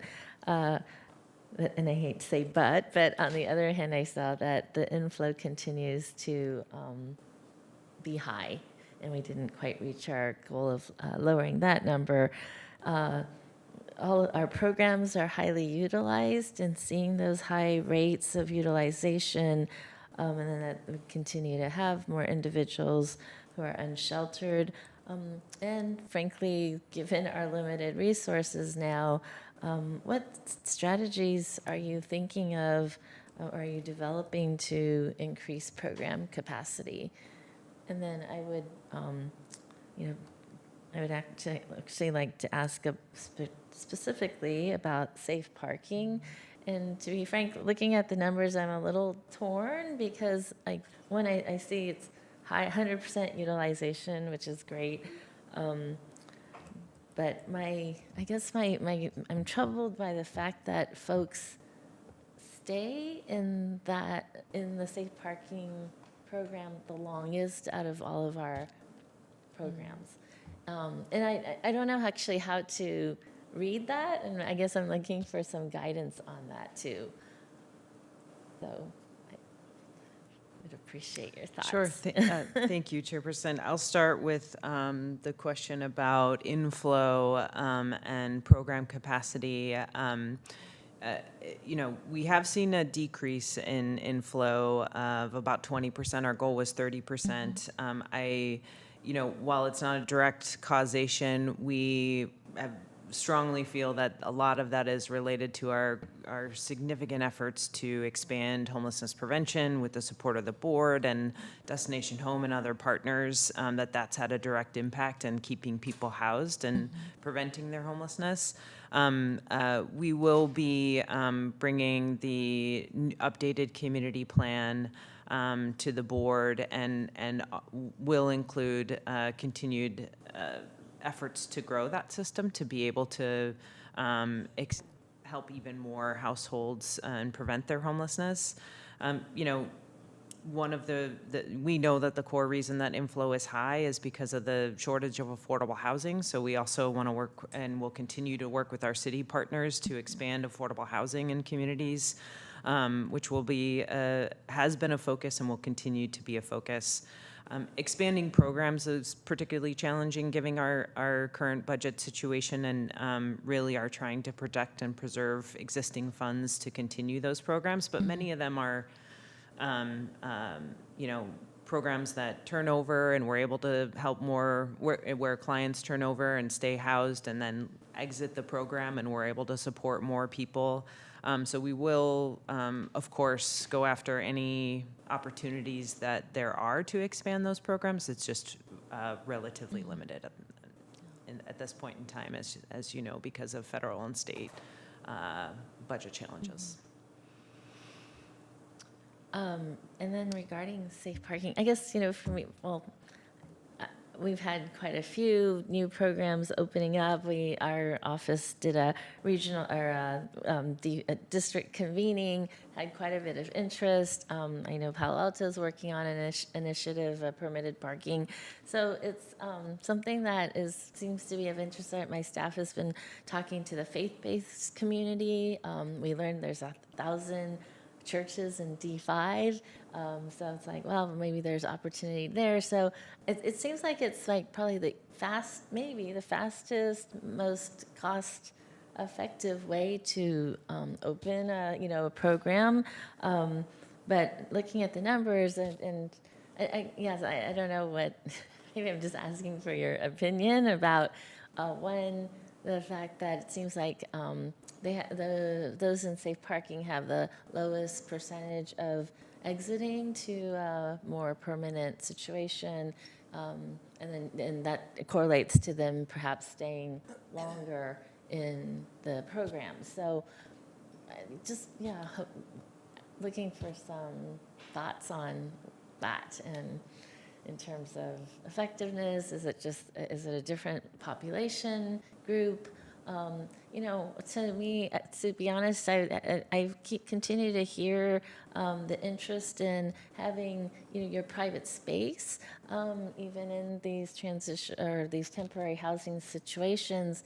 The vehicles provide that. I'm just wondering, if you have what you've heard or what your conclusions are in terms of the safe parking program relative to the other programs we have. Sure. Yeah. Sure. I'll start, and then if the team has anything to add, please do. I think with safe parking, it's a unique program in that we see it as ideally a pathway into permanent housing, but a successful exit to from safe parking might be to a temporary housing It might be a pathway that somebody's coming from being on the street in their car to a safe parking program, then moving into a shelter and then move to permanent housing. Some folks, as you see in the report, I think 33% exited to permanent housing directly from safe parking.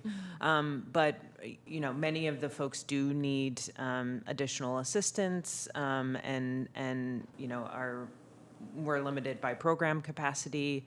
But we've really also, over the last few years, in the county-operated safe parking programs, added case management to help people develop housing plans and work towards their housing goals, which has increased those exits. But it's certainly still a challenge when folks are on fixed income and are seeking affordable housing to be able to move. Yeah. Well, thank you. Thank you for that. That was all the questions. We have a motion and a second. So any other questions? No, but I'd love to maybe take some of my questions offline, if that's okay. Thank you. And I'll make a motion to approve. And I'll second that. Can we get a roll call, please? Vice Chairperson Arenas Yes. and Chairperson Abekoga. Yes. That passes. Great. Thank you so much. Thank you for the presentation. We'll go to our final item, item 9, which is report outs from each of the departments. And I will start from the other end today. So we'll go with KJ.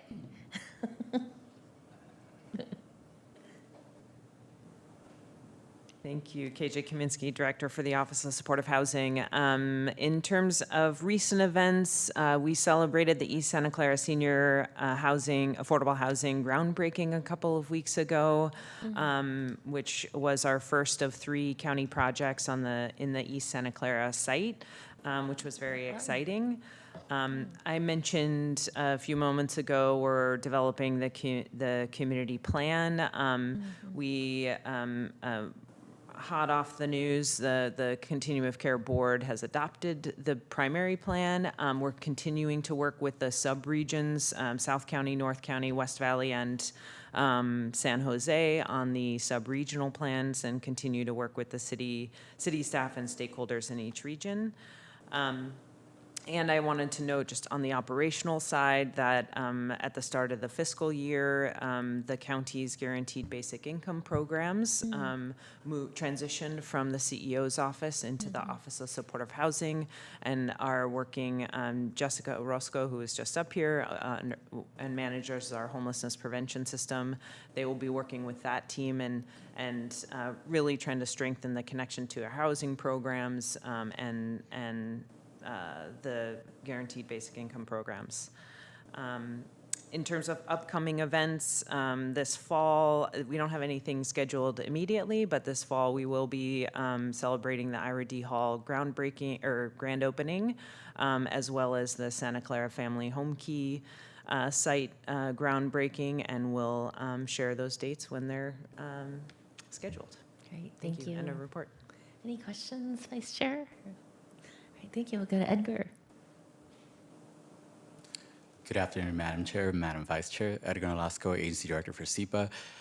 In our Ag Division, happy to announce and invite the entire community and both of you and the rest of our board to our Clear the Shelters event. Oh, yeah. It is an annual event that we hold in partnership with NBC and Telemundo. They sponsor the event, and you can find your next forever family furry friend for free. For friends. So last year it was a great event. We're trying to make it bigger every year. So the details will be August 29th, Saturday, from 10 to 5, and the pet parade starts at 10:30.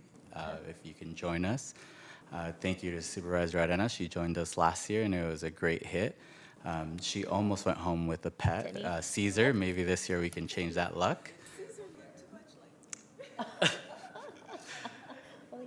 that's what they say. Telemundo and NBC Bay Area will be broadcasting throughout the event. It is a fun-filled family event with vendors.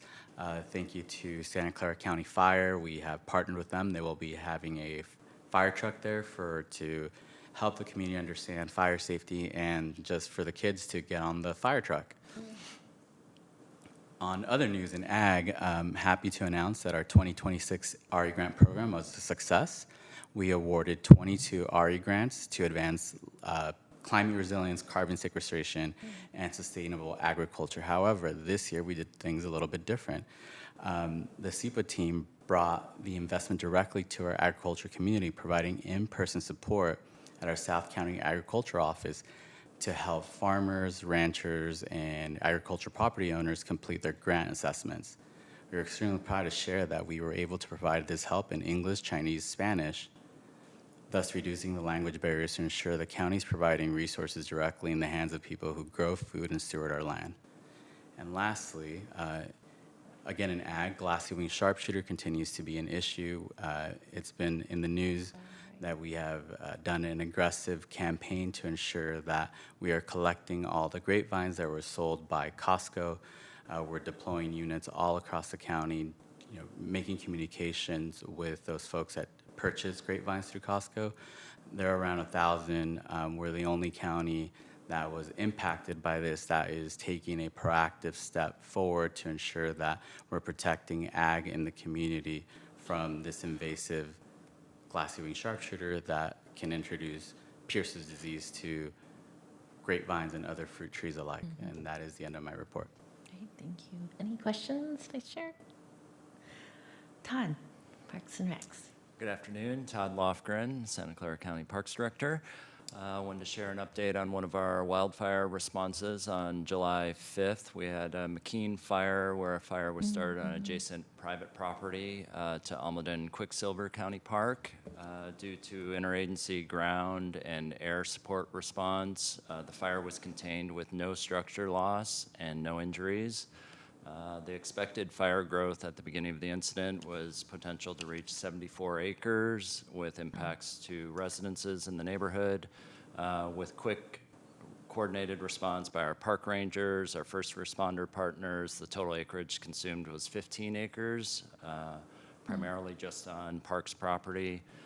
The response included 14 park rangers that provided evacuations, park closures, road closures, initial attack, laying over 900 feet of fire hose in the park.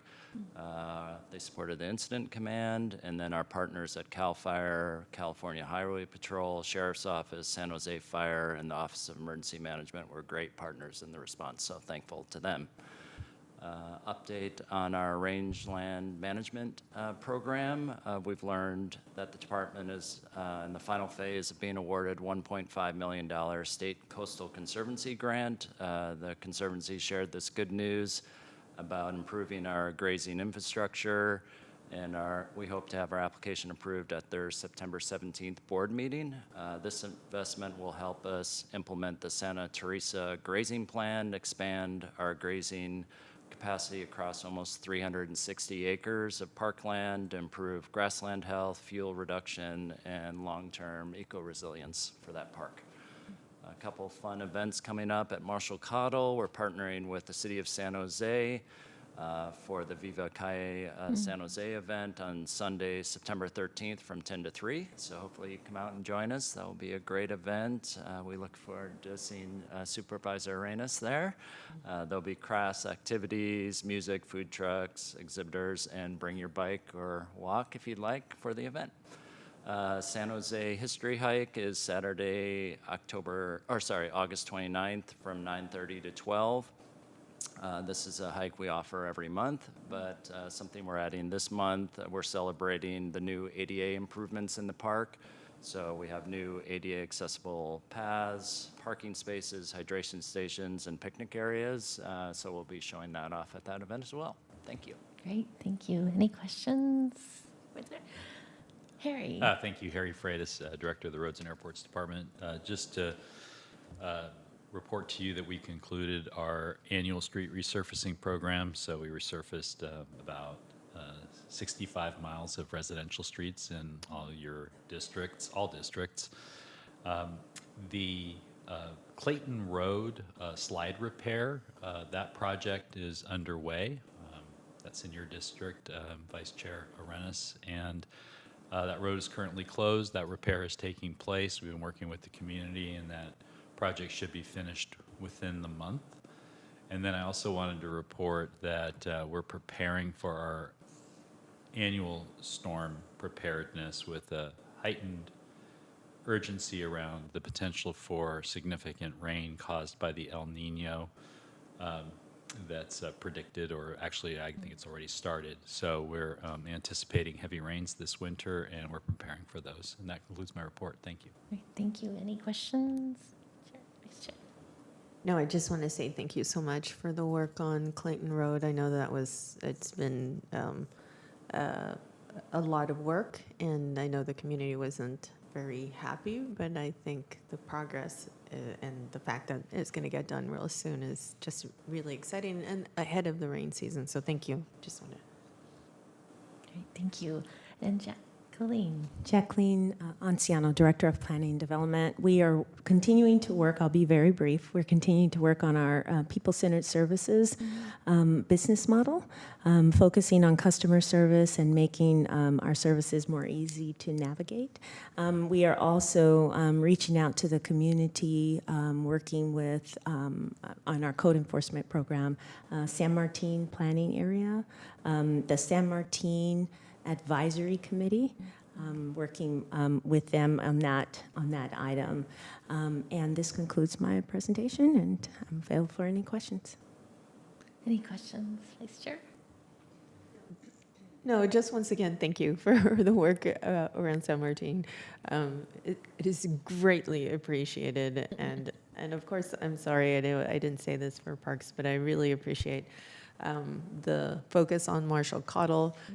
It's going to be so exciting. I hope everybody from everybody else's district comes to ours just for a second so that they can enjoy Marshall Cottle, because it is really a gem.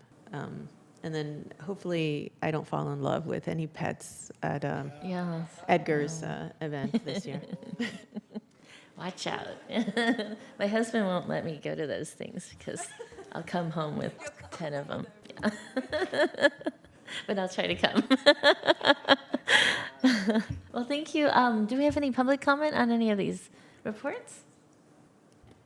We do not have any requests to speak. Thank you. Great. Well, thank you Chair all. Abacoga, Yes. if I I'm might, sorry, just yes. quickly, again, Thanks, Consuelo Heather. Hernandez, Deputy County Executive, just wanted to send out a friendly reminder that the annual fair is happening right now at the county fairgrounds. We had our grand opening yesterday and a little bit of a ceremony to welcome all the folks that are there. And it was really nice to see the fairgrounds activated. If how do we leverage that? So for folks, the fair is going through Sunday. Today we are open from 4 to 10, on Friday and Saturday from 1 p.m. to 11 p.m., and Sunday from 1 p.m. to 10 p.m. There are a lot of new attractions this year. We have the Alaskan pig races, which was really great and fun to see and very addicting. There's no betting allowed.